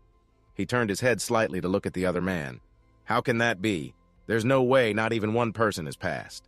The employees who work here must know the solution, right? Do you have any clues?" He didn't know how to answer properly. "Only a few members of the executive board know." His voice held a hint of skepticism as he looked around and spoke. "How are we supposed to solve a maze this complex on our own? Surely they don't expect us to waste expensive items to solve this maze." "I guess so." At this, the strong figure began to walk forward. "It's true that we were the ones who desperately requested this meeting. But to pull all these stunts, just for that, I have to say this person has some tastes I just can't get behind. But I must admit this maze is very well designed. So much so that it makes me want to meet the mage who created it. Looking at the path ahead, he couldn't escape the ambiguous thought, a maze created by magic. He felt like it was the achievement of someone with the same origin as me. As for the other one, seeing his pensive state, he grew more anxious. What should we do? Should we split up and search? At this rate, we're just wasting time. However, contrary to his worries, Jiraiya only uttered a single reassuring phrase. Don't worry, Yoon-seong. Then he thought to himself, even though I'm basically useless right now, but there's still something I can do. A magic structure this simple. And these primitive people can't even find the solution.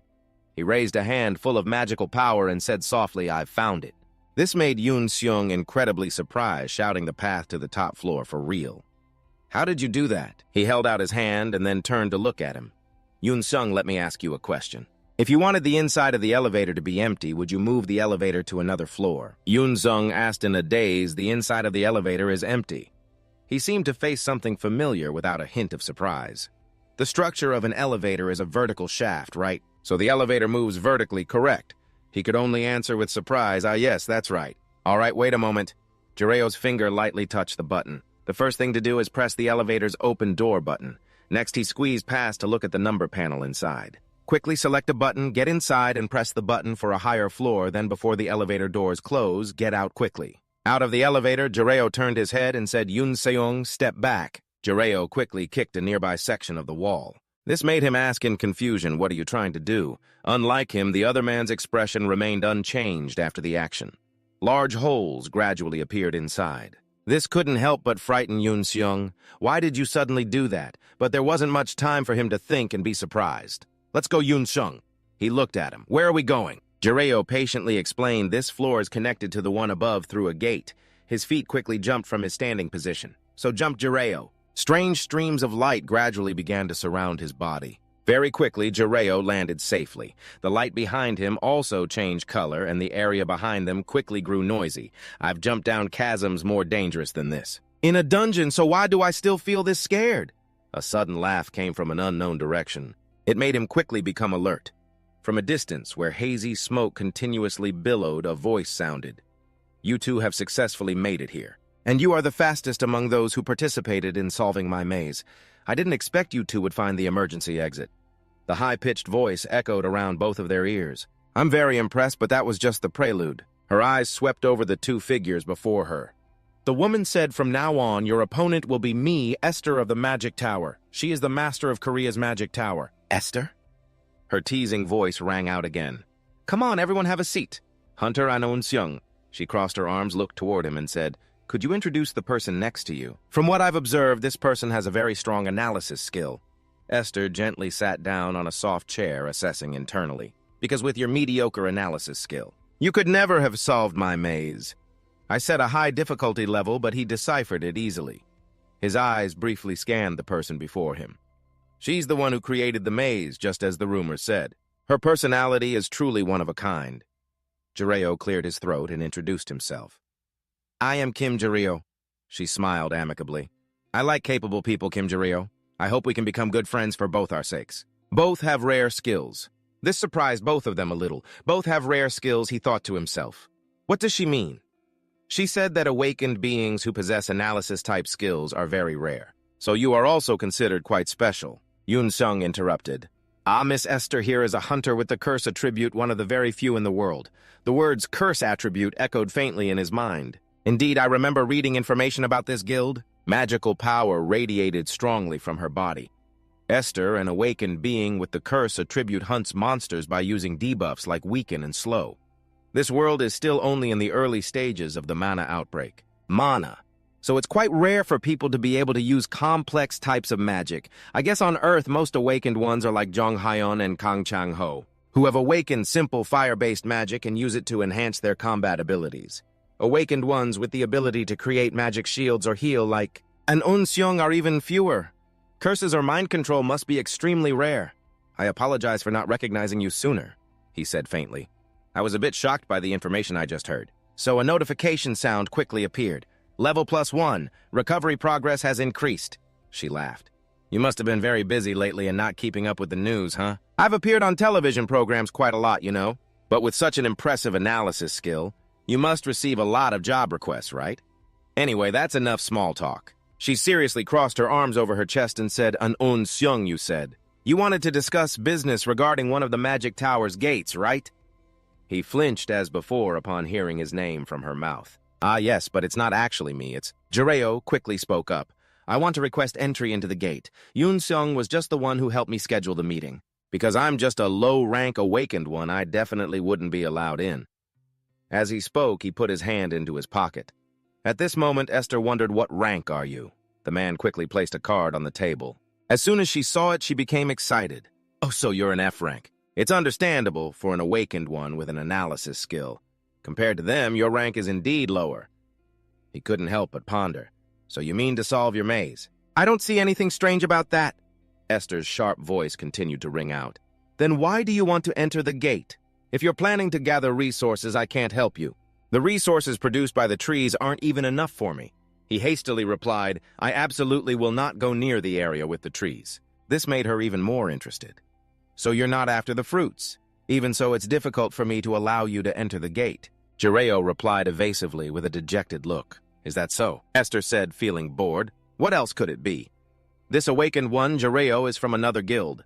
Since you came with Anyun Seung, I can assume you're a member of the guild. Nail sisters, right?" Her gaze instantly became fiercer. "Furthermore, it costs so much money to exclusively maintain a gate. I don't want to use the blood, sweat, and tears of my guild members to help someone from another guild. But if you really want to get in, I suggest this solution. Have a representative from your guild come talk to me." Jireo felt endlessly dissatisfied, sighing to himself. "Bring someone with equivalent authority, not some low-level staff member to talk. That's what she means, isn't it?" Esther seemed to consider the worst-case scenarios and said, "Let me be clear. I have a serious personality and I don't like to joke, so make sure my words are delivered correctly. It's easy for the one who wants to get in. Just pay the full price and it will be fine." Hearing this, Jireo couldn't help but feel dissatisfied. A low-rank dungeon, almost D rank, what valuable resources could it possibly have for you to be so bold? "You don't even know half of the useful resources in that dungeon." Then he calmly replied, "Hunter Esther, forgive me, but I don't belong to any guild." This couldn't help but surprise her, And Yoon Seung was no less surprised. "Ah, that's right. Jireo Hyung isn't even part of any team, let alone a guild. He's a solo hunter. This idiot's next affirmations were like poison-tipped arrows. No friends, no companions." Riding on that enthusiastic encouragement, Jireo continued, "And earlier you said I was an analyst, but I've never done that kind of work. The only person I know in the industry is An Yoon Seung." This made the idiot behind him so moved he covered his sparkling face. "Helping me doesn't benefit any guild. This is purely my personal request." This couldn't help but startle Esther, her surprised expression impossible to hide. This was all taken in by his eyes. Jireo thought to himself, should I also mention that issue? Finally, he continued speaking. "I also never intended to ask for free entry." But as he said this, Esther had to cut him off. "Wait a minute, so right now..." She suddenly broke into a strange smile. The smile gradually became eerie and frightening. This made Jireo's mind race.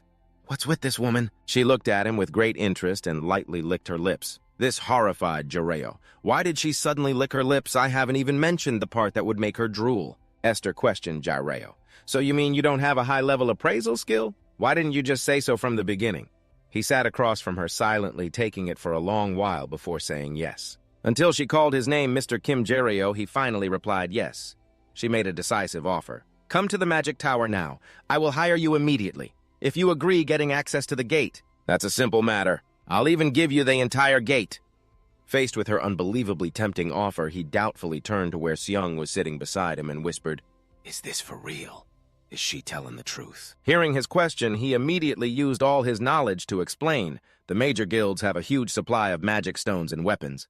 People with appraisal skills are highly sought after. That's right. These people can't even check the purity of magic stones by eye to avoid being scammed in magic stone transactions. They need to hire appraisers. Just then, seeing his hesitation, she held up 5 fingers in front of him and said that upon signing he would receive an additional 500 million bonus. Hearing the amount, he was stunned and couldn't believe his ears. "What did you say?" His reaction made her ask again, "Is it too little? Did the Neo sisters offer a better price?" At this point, she lost her composure and cried out, "They even managed to recruit Yoon Seung. Why do they keep trying to poach our people?" Watching her gradually lose control, he had to reassure her, saying, "Please calm down. Meanwhile, he only cared about the 500 million, wondering to himself how many bowls of soup that money could buy. On the other side, she tried her best to persuade the two of them at the Korean Magic Tower.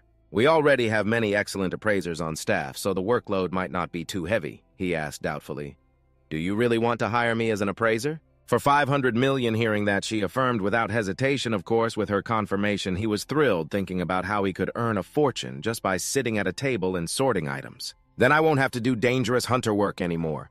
"I'll agree." While he was thinking, she added, "Moreover, you only need to work 4 days a week." Seeing this, he exclaimed in shock. "Huh?" She was afraid he didn't understand. "To be more specific, in the appraisal department, you only need to work 4 days a week with a flexible schedule." At this moment, he was startled into realizing, wait a minute, working. He remembered what it was like to work before. "I regressed so I could retire, and now I have to sign an employment contract with my own hands. Overtime, morning meetings with bosses, complaining customers, no way, I refuse to work." Meanwhile, on the other side, she spoke while pushing the paper towards him. "How about a little more motivation?" Seeing that, he couldn't help but exclaim, "It's this much." She continued her enthusiastic offer, saying that if he changed his mind, he would always be warmly welcomed, but in response to her invitation, he just bowed his head and said, "I'm sorry." He continued sadly, "I'll pretend I never heard that offer." Hearing this, she lost her patience. "What is it exactly? How much do you want?" He quickly denied. "It's not about the money," he further explained. "To be more precise, I have no intention of joining a guild." As if understanding the problem, she looked at him helplessly. "Is that so? If that's how you feel, then fine." And then she calmly continued, "But are you sure? Since you've rejected my offer, you'll have to pay for entering the gate yourself. I wonder if you can earn such a large amount of money this time." It was his turn to make a proposal. "I want to negotiate. I know of a very interesting material. If you mix it with concrete or metal to form the exterior of buildings, it will create a certain level of resistance, so even if monsters attack, the building can remain standing without collapsing. It absorbs mana to maintain a barrier around the entire tower." "That would be quite expensive, wouldn't it?" "Just this alone should be enough to cover the entrance fee." After he finished speaking, she cautiously voiced her thoughts. "That sounds effective." "Of course, that's if the thing you're talking about actually exists," he continued, "then feel free to test it." To further persuade her, he took out a bag of sand and said, "I'm the only one who knows the location of this stuff, but I'm willing to share it with you. It's the same stuff used to defeat the fire bat before," though he said that she remained skeptical, wondering if that sand really had the ability to absorb mana. As soon as he finished speaking, he felt a bit hesitant in his heart. "Now that I've revealed it, I'm a little reluctant because people are always scavenging around the gate, so they'll eventually find it anyway." Scene change outside the building. It was late afternoon. Inside the room, an assistant spoke up. "Miss Esther, did something bad happen?" She seemed flustered for a moment, pausing her coffee-drinking motion, then casually replied, "Not exactly a bad thing. I was just teasing those guests a little." The assistant asked doubtfully, "Really?" She recalled the scene of the two dissatisfied guests leaving and questioned her. "You didn't curse the guests again, did you? What did you do to those guests just now? You promised you wouldn't do that anymore." Faced with the assistant's frustration, she just replied indifferently, "So what? It's fun. I didn't do anything serious the worst time. They just got their foot stuck in the corner of a cabinet." The assistant angrily asked again. "What was it this time?" she said nonchalantly, sneezing for 30 seconds. It's so trivial, so petty. Saying this, she suddenly realized their expressions from earlier. "But those people just now didn't seem any different, right?" In response, the assistant answered decisively, "Yes, exactly up to this very moment." She then put down her coffee cup to focus her thoughts. She pondered, recalling a series of his expressions from earlier. When I activated my skill, she remembered how calmly he drank his coffee. Weren't they supposed to be sneezing uncontrollably? Right. But then she suddenly noticed his suspicious gaze. That man was staring at me, looking at me very frighteningly. Finally, she realized he must have known everything from the beginning. Returning to reality, she said to her assistant in confusion, "An awakened being who can block my curse while... It can even affect an S-rank person. Where did that monster crawl out from?" At the same time, the assistant also reported the results. "Miss Esther, the appraisal result for that material from earlier is that it can really absorb mana." After hearing this, she exclaimed in amazement, "Is that so?" Thinking back, she understood what he was aiming for, to be willing to give something like this away so easily. "It proves that he also wants to make a good impression on me, right? How terrifying. Bring me Hunter Kim Kiryo's file." Hearing the order, the assistant replied, "Yes, I understand." She added her purpose, "I need to know what kind of person he is." Scene changed. The city at night. Next to a vending machine, he was uncomfortably hugging a trash can, wanting to vomit.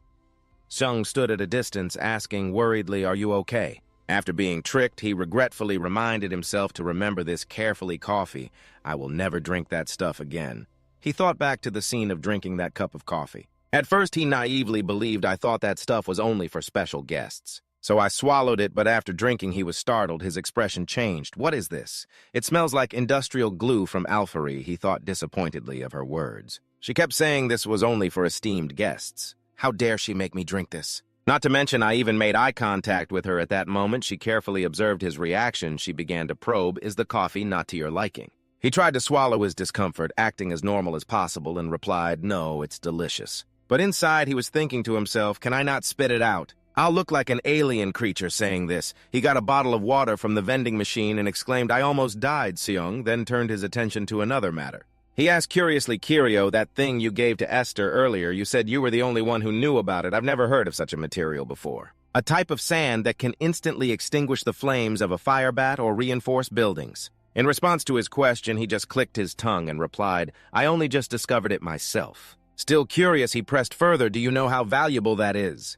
But you chose to give it to the Magic Tower instead of the Association, by the way. Do you hate the Hunters Association? In response to him, he said, no, I don't feel anything about it. Seeing that he confirmed with disappointment, is that so? At this point, he didn't hesitate to state his true purpose. I was just trying to make a good impression on Hunter Esther. Hearing that, he looked surprised and asked why. Is Hunter Esther your ideal type? He wasn't flustered at all and immediately denied it. I don't have any feelings for her either. Only then did he fully understand. I see my second guess was wrong. Then what are you planning to get from that gate at his apartment? He lay down and sighed. I'm so exhausted. Then he looked at the golden wings. Let's see, they must be dry by now. He nostalgically recalled how yesterday he and Yoon Seung entered the gate he had made a deal with Esther for. At that time, in front of the two of them was a horde of ferocious magic beasts, yet Seung didn't flinch at all. He bravely charged forward to fight. Thanks to Yoon Seung, an A-rank hunter monster hunting became easier, which made it easy to collect this. The necessary material for crafting magic enhancements is the wings of the fairy-winged magic beasts, speaking of which, he couldn't help but feel proud of him. I thought I'd never be able to find them. It was all thanks to Yoon Seung, and his mind calculations began to form all right. Smooth sailing after collecting the most difficult ingredient. The remaining materials are relatively easy to find. One more step and I can reclaim my former glory. Once I can use magic, it will be the end of the era of Homo sapiens returning to the present. He excitedly opened the refrigerator. Well, then I should absorb some nutrients for today, shouldn't I? Suddenly, he stopped his movements to listen. Looking towards the source of the sound, he called out, Who is it? A friend of Kim Gyok family. Hearing that tone, he had a bad feeling that something was wrong. No matter who it was, if they were an acquaintance from Kim Gyok's past, things would get a little tricky. As he opened the door, two burly men and a woman standing in the middle appeared before him. The woman spoke politely. Hello, Mr. Kim Gyok, I'm from the association, she said while holding up her ID. Could you spare a moment? He replied nonchalantly, I was just about to eat, seeing they had no intention of leaving. He asked suspiciously, What is this about? She maintained her firm attitude. Please step outside for a moment. She added, explaining her unannounced visit. I apologize for arriving so suddenly, but the regulations for cases like these are to be conducted without prior notice.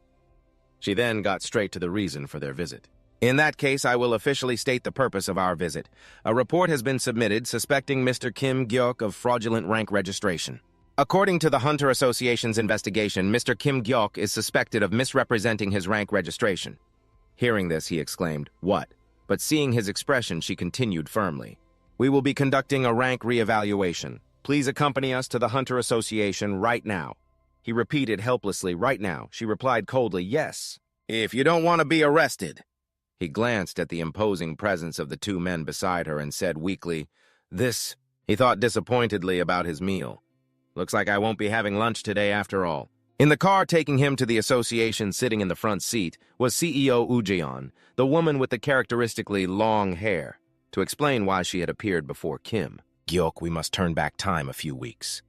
As he sat in the car, he recalled the moment she had mentioned his name, Kim Gyok, with a knowing look.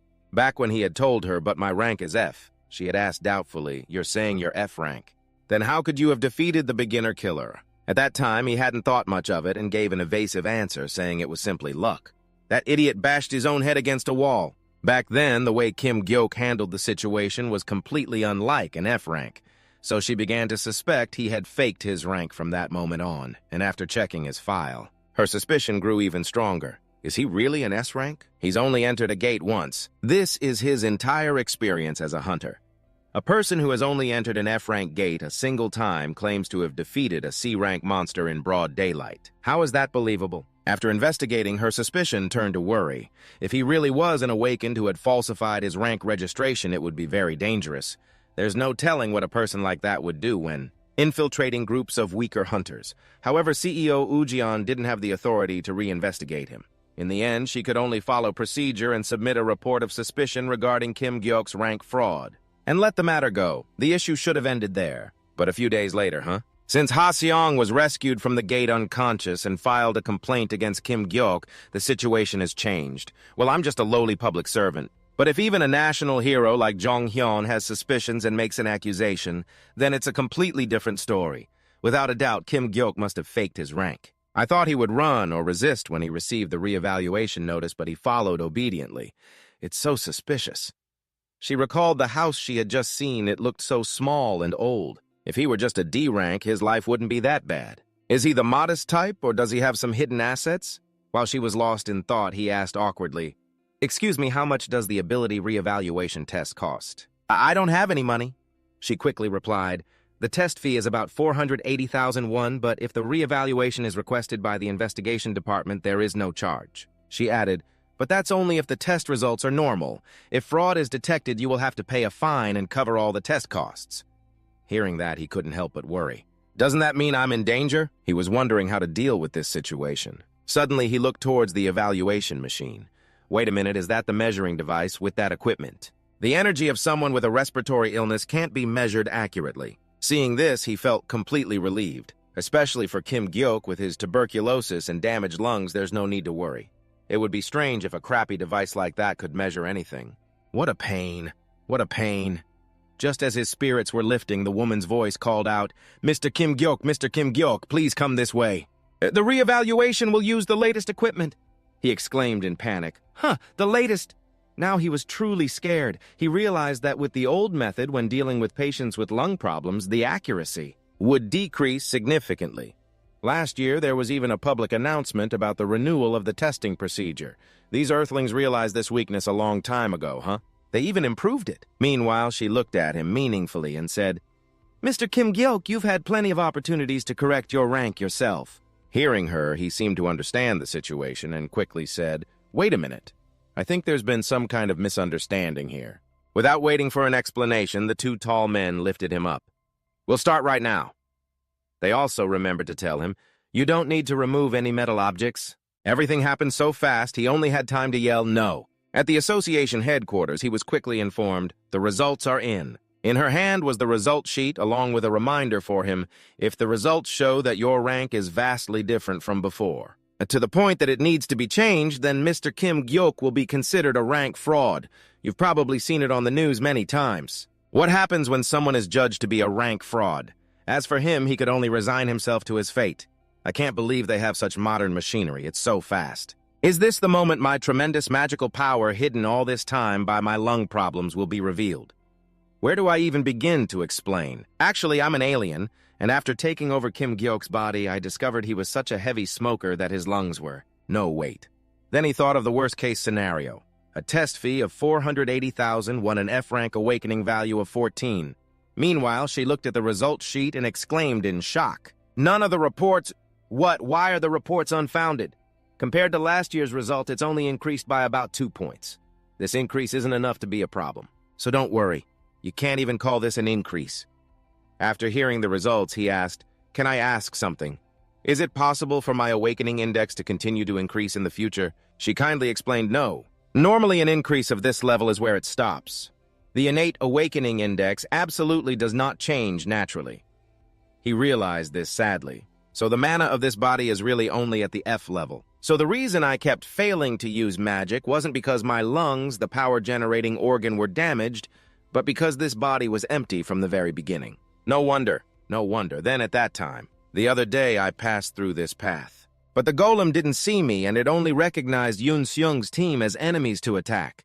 Could it be that from the start it didn't even consider me an intruder? The more he thought about it, the more upset he became. Seeing his reaction, she asked in confusion, "What's wrong, Hunter Kim?" He didn't answer her question sorrowfully, accepting the truth in his heart. Now I have to admit it. My reincarnation spell has failed. The scene now changes to the city at dusk. He looked outside and told himself, well, just because you're an archmage doesn't mean you don't experience failure. I'm glad I found out sooner rather than later. In any case, with this, all accusations have been cleared. While he was lost in thought, her voice rang in his ear, asking, excuse me, are you sure you're okay not going to the hospital? Side effects from tests are common for low-level awakened. If you still feel dizzy. Seeing her concern, he just replied politely, thank you for your concern. But I'm really fine. She looked at him worried, but he didn't look well right after the test. I can't believe I'm worried about him. She remembered this morning. He couldn't help but ask her, but CEO Ujan, how did you know I was at home this morning? She gave a slight smile and shared a bit about her job with him. That's my awakened skill. I'm a seeker. To put it simply, a seeker is a tracking ability. If you search on PC Wiki, you'll find more detailed information. I can find out where an object or person is in real time. My job is to use that ability to track down criminals. As she was speaking enthusiastically, he suddenly said, wait a moment, Miss Uzion. He showed her his discovery. At her feet where he was pointing was the corpse of a dead weasel surrounded by bloodstains. She seemed flustered, As Uzion bent down, she was startled and stared at the ground. There was a weasel that had been run over by a car. The two of them hesitated and said it's just a weasel. It must have been a car accident. She mentioned that things like this happen quite often around here. Suddenly, Uzion saw Jirio grab the weasel by the ear. While examining it, he said what a waste of something so precious. Yes, hearing him say that she became flustered and thought to herself, precious, does he mean it's a shame? Then she said in confusion, it looks like that one has been dead for a while. Touching it like that is a bit unhygienic. Jirio stuck to his decision, if it's dirty, I can just take a shower. Well then, CEO Uzion, I'll be taking this. Seeing that she was a bit startled, yes. A moment later, Uzion heard him continue. I just need to turn at this alley to get home. I'm almost there. She looked at him blankly and replied, travel safely. Then she glanced down at the weasel. Is he planning to take it home to bury it in Alfari? The materials for creating golems are mainly divided into two main types. One type is crafted from black stone and metal. They are called inorganic golems. The other type uses animal carcasses and is called an organic golem. In short, Kim Jirio had just obtained a good test subject. Jirio walked home with a cold expression with the blue slime sitting on his shoulder. He thought gleefully, what a stroke of luck on this earth. Biological materials are just scattered all over the streets like this. Once I complete the mana enhancement potion, I'll test out my magic right here first. She watched his retreating back and thought to herself, so he's warmer than I thought. But for the people on Earth who were unaware of this, Kim Jirio's actions had left a strong impression. The sky had darkened into twilight. Lights flickered on in a luxurious house. Jirio placed the weasel on a plate. Inside a glass, there was a golden light. He muttered in confusion, what is this? Why is the compatibility so low? Is it the lungs? Trying to increase the concentration without the proper tools really hurts my lungs. Even with F-rank mana, I should at least be able to activate a spell. Suddenly, Jirio's phone rang. He picked it up annoyed, thinking I'm already irritated. What lunatic is calling at this hour? It was already 10 o'clock at night. Jirio had finished cleaning up. He checked his messages and surmised it's because of that post I read online earlier that I added the perception skill to Kim Jirio's profile. And so, that information was also made public. Thanks to that, ever since I added the perception skill, invitations from scout teams have been pouring in. It's so troublesome. Jirio sat down on his bed and mumbled with annoyance. I'm too lazy to even refuse them. This is exhausting. I could die. The phone rang once more. He picked it up and answered irritably, what now? A girl appeared on the screen with a chocolate bar. Jirio hesitated and said the world's best. He mumbled in confusion, meet at the convenience store right now. Then he put his hands in his pockets and complained, I'm dead tired, but I heard they prepared some for me so it wouldn't be right to skip it. Suddenly he saw a car blocking the path. He paused suspiciously. He approached the car cautiously and asked what's going on. Jirio looked into the car window and wondered aloud, why are you parked here? Then he turned to leave. Suddenly a car door flew open with a cry. A man stepped out of the car ready to strike him. His hands were about to grab Jirio's neck. He wasn't on guard at all. The man immediately tightened his grip on his neck. Terrified, Jirio grabbed his arm thinking, no, this can't be happening. My consciousness is fading. My head hurts so much. Jirio vaguely saw the other man staring at him. With what little consciousness he had left, he thought grimly, if it were magic, I could have withstood it. But a physical attack is impossible to withstand. Wait a minute, how long was I unconscious? Where am I? Jiraiya wiggled his hands again and thought in terror, this planet is truly a frightening place. Who would do something so horrible? Suddenly a cold voice asked, is that the F rank over there? The other person replied confidently, yes. We caught him as he was quietly approaching. Jiraiya was blindfolded and his senses became heightened. He thought in confusion, are they targeting me? Maybe they have a grudge against Kim Jiraiya. The two men were buzzing with discussion. Good thing we made the deadline. But is he really an F rank? I had the D rankers ambush him on purpose and he couldn't even move. Make sure no part of him is broken. If you find any fractures, fix them right away. Hey, I'm not an amateur! A sound echoed and one of the two men asked in surprise, oh, boss, you're here. The one called boss replied coldly, yeah, it's me. This made Jiraiya a bit tense as he thought someone else came in. He immediately ordered the other two men everyone greet him. This is our VIP guest. They bowed in unison, saying, greetings, sir. He lowered his voice and said the VIP will inspect the merchandise personally. Now you all go and get ready. They replied in unison, understood. Jiraiya moved his head, wondering merchandise. Chang Ho noticed his slight movement. He suddenly smirked and said, hold on. Is the tied-up kid awake? He walked step by step toward Jiraiya. Jiraiya thought in a panic, how could he know? Then he pulled off his blindfold. As Chang Ho removed the cloth, he said excitedly, hello, long time no see, Hunter Kim Jiraiya. Jiraiya, sitting in the chair, replied hesitantly, Mr. Kang Chang Ho. Why are you here? He glanced at him and said, it looks like you were brought here suddenly. You probably have no idea what's going on. Let me explain a little. Lately, there's been a big rumor in the industry. It says there's a hunter with a top-tier perception skill powerful enough to break the Magic Tower's labyrinth. But the problem is, the awakening rank of that perception user is F. Being unworthy yet possessing such a high-level skill makes one an easy target for criminals. Jiraiya looked at Chang Ho warily and asked, so what are you going to do to me? His expression turned cheerful as he replied, we're going to sell you, of course. In this world, there are many people who want to hide the true power of their equipment. To do that, they need a private appraiser. You know that, right? The contract fee with an appraiser isn't always cheap, Jiraiya said in a low voice. If you break the law, it's much less costly, isn't it? Hearing that, Chang Ho quickly replied, it's not even comparable, especially when it comes to maintenance fees. Jiraiya's face darkened as he guessed, so I'm being held captive by an awakened being trafficking organization. He looked coldly at Jiraiya and said, especially those who are D rank or below. Their minds are very weak and easy to exploit. I also work in this field, so I understand these awakened beings well. Just enslave them and you won't have to worry about betrayal. It's much less hassle. Their faces twisted into contemptuous sneers. He thought awkwardly, and he's some kind of VIP. Jiraiya immediately asked, Mr. Kang Chang Ho, could you possibly help me out? Chang Ho replied indifferently as he walked away, why should I do that? I'm just a guest here. Yes, my business here is different. I was just coincidentally passing through. Nice seeing you again. A moment later, the boss hurriedly gave an order. The new merchandise is here. Take that F-rank guy upstairs. The two men replied with a sinister laugh, yes, sir. And Jiraiya's face grew pale with worry. This is... I shouldn't have been reincarnated in a place like this. He was dragged to a room. The door made a sound as they quickly and forcefully threw him into the designated dark room. They were wearing gas masks. As they closed the door, one of them asked, hey, that guy isn't blindfolded, so what? He'll pass out one way or another. Jiraiya glanced at the closing door as a plan began to form in his mind. He wearily sat up and guessed it seems coming here doesn't mean I'll be sold immediately. Why would they leave me alone in here? Suddenly, a faint fragrance drifted to his nose. He suddenly thought, wait a minute, there's a sweet smell like some kind of flower. Jiraiya looked around the room and saw an incense burner.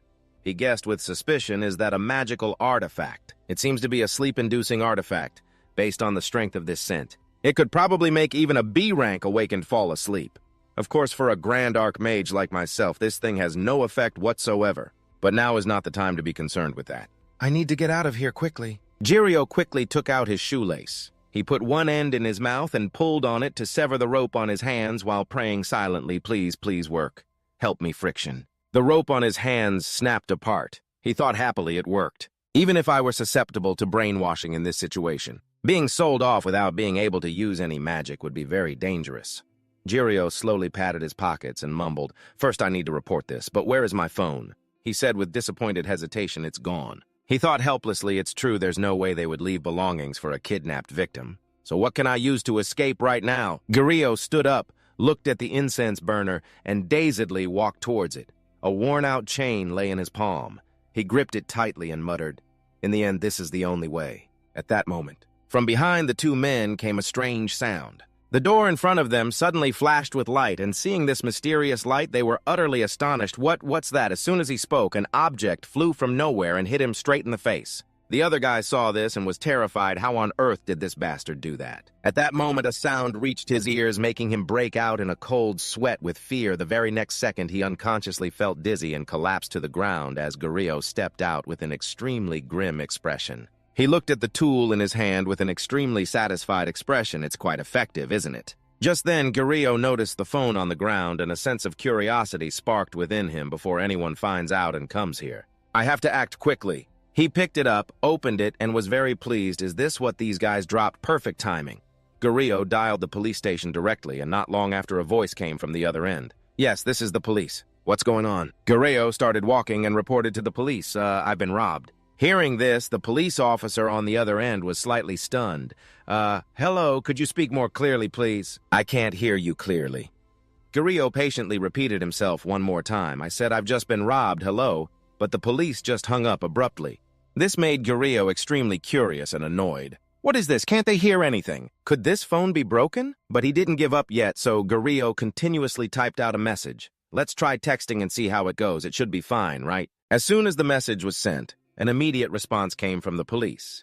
"Received. It may take some time to dispatch forces in case of an emergency. Please contact 112 immediately." Guerrero continued to type and send a message. "How long will it take to get here?" The automated police message appeared again. "Received. It may take some time to dispatch forces in case of an emergency. Please contact 112 immediately." Seeing that texting was also useless, Guerrero became frustrated. What's with this robotic response? Are they even reading my messages? The report was received, right? This feels too uncertain. He continued to type another message. This won't do. I have to find another way to stay safe. "Yoon-sung, it's Kim Guerrero." After sending the message, he put the phone in his pocket. His hand gripping the weapon, Guerrero tightened his hold on the chain and pondered, should I start the escape plan now? Elsewhere inside a dark basement, two male figures appeared, and suddenly both of them felt something strange rushing towards them. Hey, what's that? Before them, a mysterious light emanated, sparking their curiosity.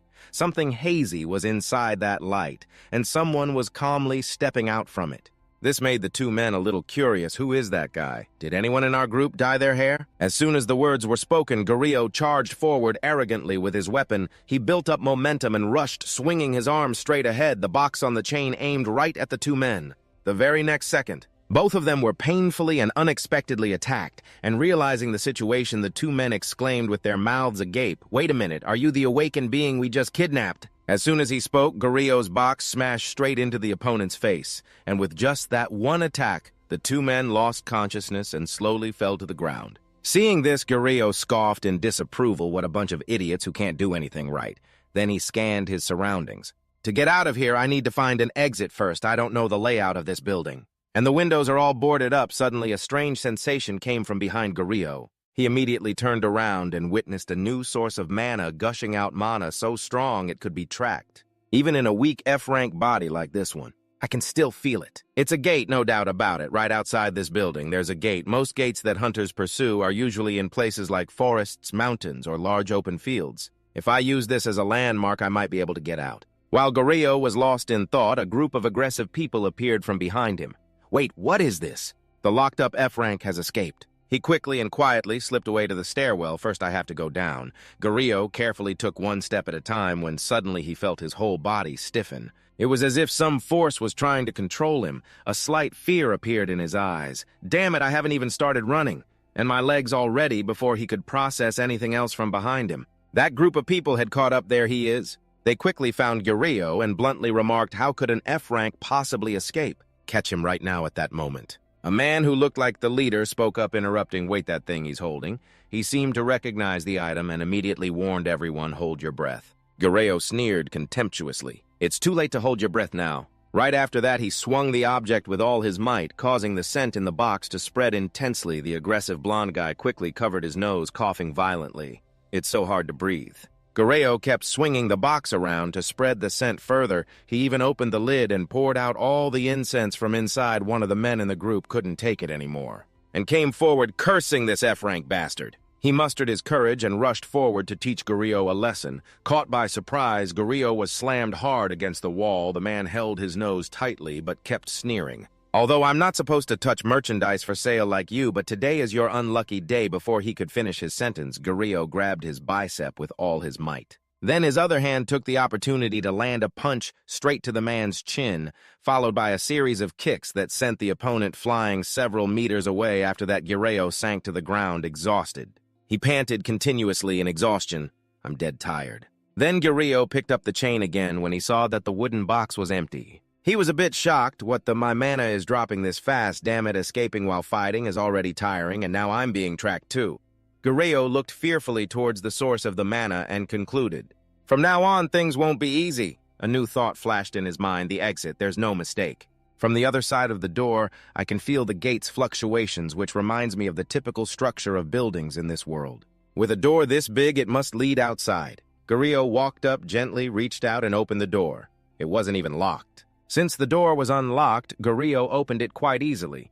Just then, a voice came from inside the room. "Director, an awakened being just escaped from the upper floor." Before he could finish his sentence, the people inside the room saw Gurio appear and were utterly astonished. A middle-aged man was stunned in disbelief. How did it turn out like this? How on earth were you managing things to let him escape, huh?" "I'm sorry, sir." Seeing this scene, Gurio couldn't help but feel afraid this is not good. Gurio also noticed Chang Ho was there too. With a very smug and defiant expression, the gate is inside the building, and on top of that, Kang Chang Ho is here too. I'm screwed. If only Kang Chang Ho had just been standing outside the gate, I would have detected his mana and run away. Then a guard started shouting at him, "Hey, you F-rank over there. What did you do to the guys on the upper floor, huh? Could he have taken down that entire crowd all by himself? You bastard. They said he was just an F-rank. Was that a false report to trick us?" Hearing these words, the corners of Gurio's mouth twitched slightly. I see he couldn't help but wonder, so these guys don't know that I use the scent to manipulate. The guards on the upper floor, if I could just lure Kang Chang Ho away, I might have been able to escape. Then he turned his attention to Chang Ho, thinking how much better it would be if this guy wasn't here. The middle-aged man then leaned into Chang Ho's ear and whispered apologetically, "I'm so sorry, Mr. Kang, for a situation like this to occur right after we finished an important transaction. I know this is a shameless request, but could you possibly help me out a little?" he exclaimed in stunned amazement. "Help?" the man added bluntly. "I'm only asking you to catch that hunter, because the chairman himself will be coming to evaluate it." And Giseo stood there silently listening. "Our men are enough to subdue him, but if an S-rank hunter takes action, things will be more certain and quicker. Right? How dare that shameless guy ask a VIP to do his work? What is he thinking right now?" Chang Ho grinned with delight. "Of course I'll help since we're in the same boat." Hearing that the middle-aged man burst out laughing with joy, "You truly have sharp judgment." Giseo, standing nearby, was stunned by Chang Ho's decision. "Is that even okay?" Then he slowly approached him. "Now that I remember, it seems you also need that sensor device, don't you? On this occasion, I'll give you a big discount.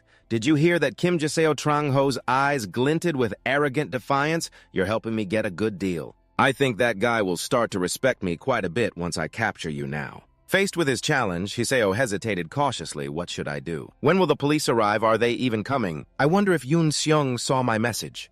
Chang Ho continued to ask, "How are you going to escape now?" After a moment's hesitation, he leaned in and whispered in his ear, "There's no escape route behind you, and you've already run with all your might. So even if I let you go, you wouldn't have the strength to run facing Chang Ho's provocation." He retorted bluntly in his mind, "You think I don't want to run? Now I don't know what to do either. All this explaining is making my mouth hurt." Then Giseo quietly called out, "Hey, Hunter Kang Chang Ho, have you ever seen me run before?" Chang Ho saw his determined gaze and hesitantly confirmed, "No, perhaps you want to." Then he recalled their previous encounters. Or that time, Chang Ho glanced at him arrogantly, and Giseo had just calmly gone with the flow. Remembering this, Chang Ho stared and confirmed, "Never." He looked deep into those eyes and continued to affirm. Not even once Chang Ho stood opposite Giseo, his voice calm. "You mean this time you don't intend to run?" Yes, his face showed clear amusement. "So shall we try it here?" Just as he was about to say more, he cut him off. "No, I don't think we need to fight here." Giseo raised both hands, his eyes cold, his indifferent attitude making Chang Ho pause. "I will surrender." He was momentarily surprised and blurted out, "Surrender?" It didn't stop there. Chang Ho moved closer, his face just a few handbreadths from Giseo's. "You took down all the guards to get here." And now you say that he thought to himself, no, I didn't hit anyone. He probably thinks everyone is like him. He gave a faint smile, his voice lowering. You want me to believe that surrender talk? Hiseo didn't answer, just looked straight into his eyes. I admit if it were me, I wouldn't believe the words of someone who had escaped from me before seeing Trang-ho not reply he thought so. What are you planning to do now? Then suddenly a flash of blue light cut through the tense atmosphere. What is that from inside it? A pair of sturdy legs stepped out, the sound of shoes echoing decisively. A young man appeared, his deep, steady voice ringing out in the white void as he called out to Giseo. Looking at him, he realized he had just stepped out of a gate of light. A suspicion arose in his mind. This is a teleportation gate, but upon closer inspection, he noticed something different. No, it's not a gate, but a magic conduit, a spatial teleportation skill, huh? Behind him, a dapperly dressed man approached with a praising smile on his face. Exactly 12 o'clock, as expected, being punctual is your specialty.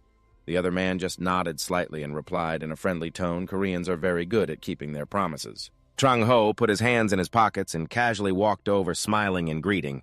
Is this the transporter? The old man then introduced the young man. An extremely rare mage who possesses a spatial teleportation skill that can even move people. Hearing this, Trang-ho exclaimed, my goodness, I never expected to see one in person. The other man gestured towards Trang-ho. Over here is the S-rank hunter Kang Trang-ho. You know him well, right? He replied with a laugh, of course. You're at the top of the hunter world.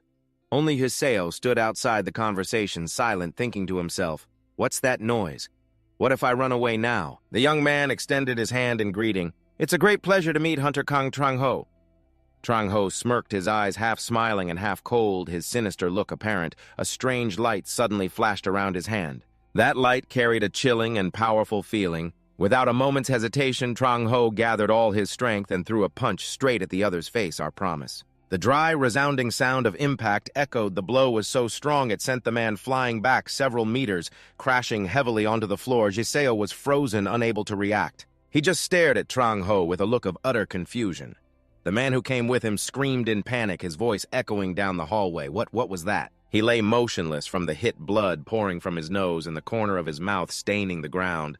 Red Trang-ho pulled back his fist, showing no emotion whatsoever. The old man looked at him and yelled, his voice cracking with fear. What on earth is going on? But Trang-ho remained calm, his voice even as if explaining something obvious just to deal with this piece of trash. It has already cost quite a bit of money and time. Those who possess spatial teleportation skills can escape at the slightest opening, so it's very difficult to seize the opportunity. Every word he spoke made the other men's faces turn pale. Not daring to reply at first, I didn't care if you were smuggling or illegally occupying teleportation gates, but with that guy who possesses the ability to open spatial conduits behind them, Giseo still couldn't understand what was happening. What is this all about now?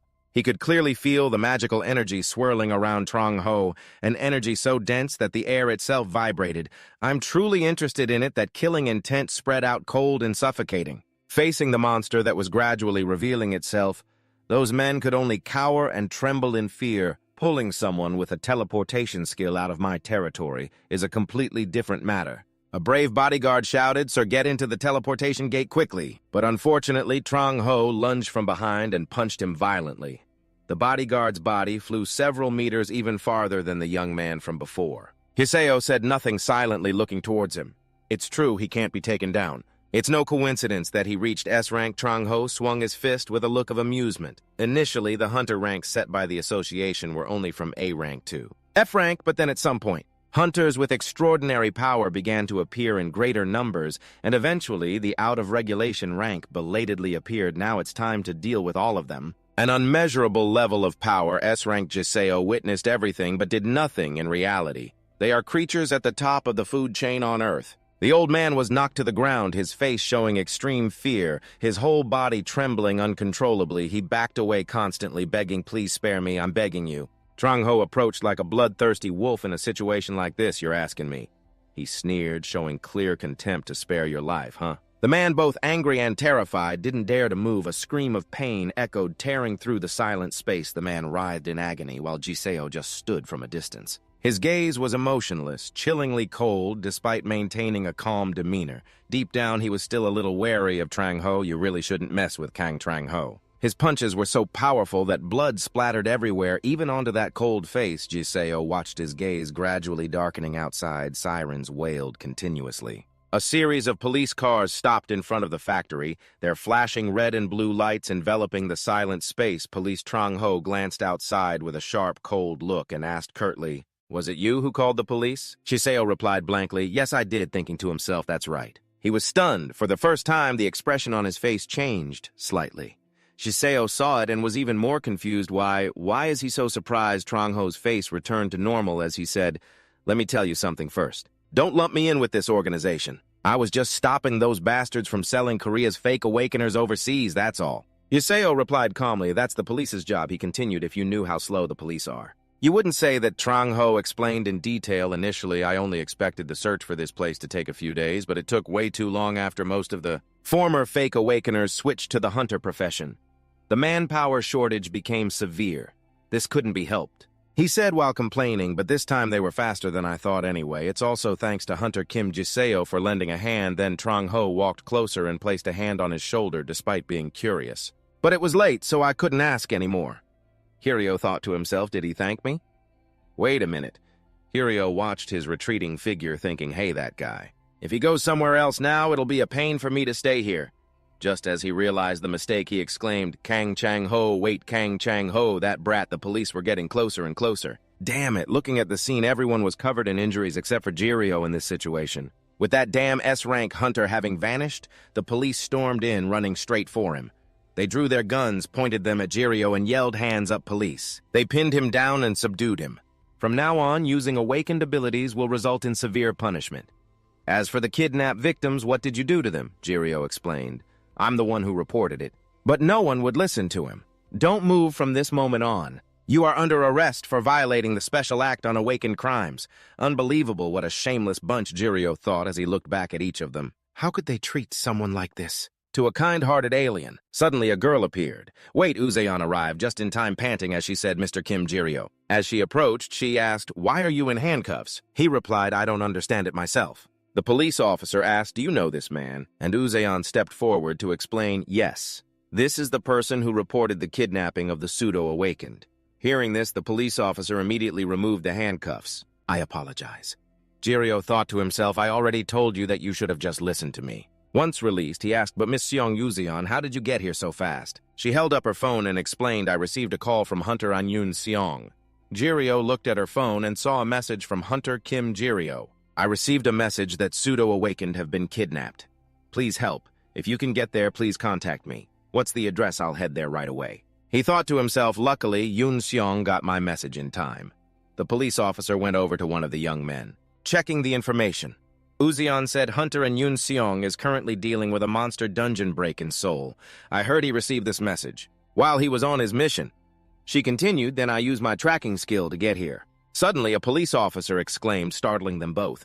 "Captain," the officer ran to his captain to report, "I've checked the information on the individuals lying around here. Most of them are connected to an illegal human trafficking ring." What, the captain exclaimed in surprise. Uzeon listened with a look of utter shock.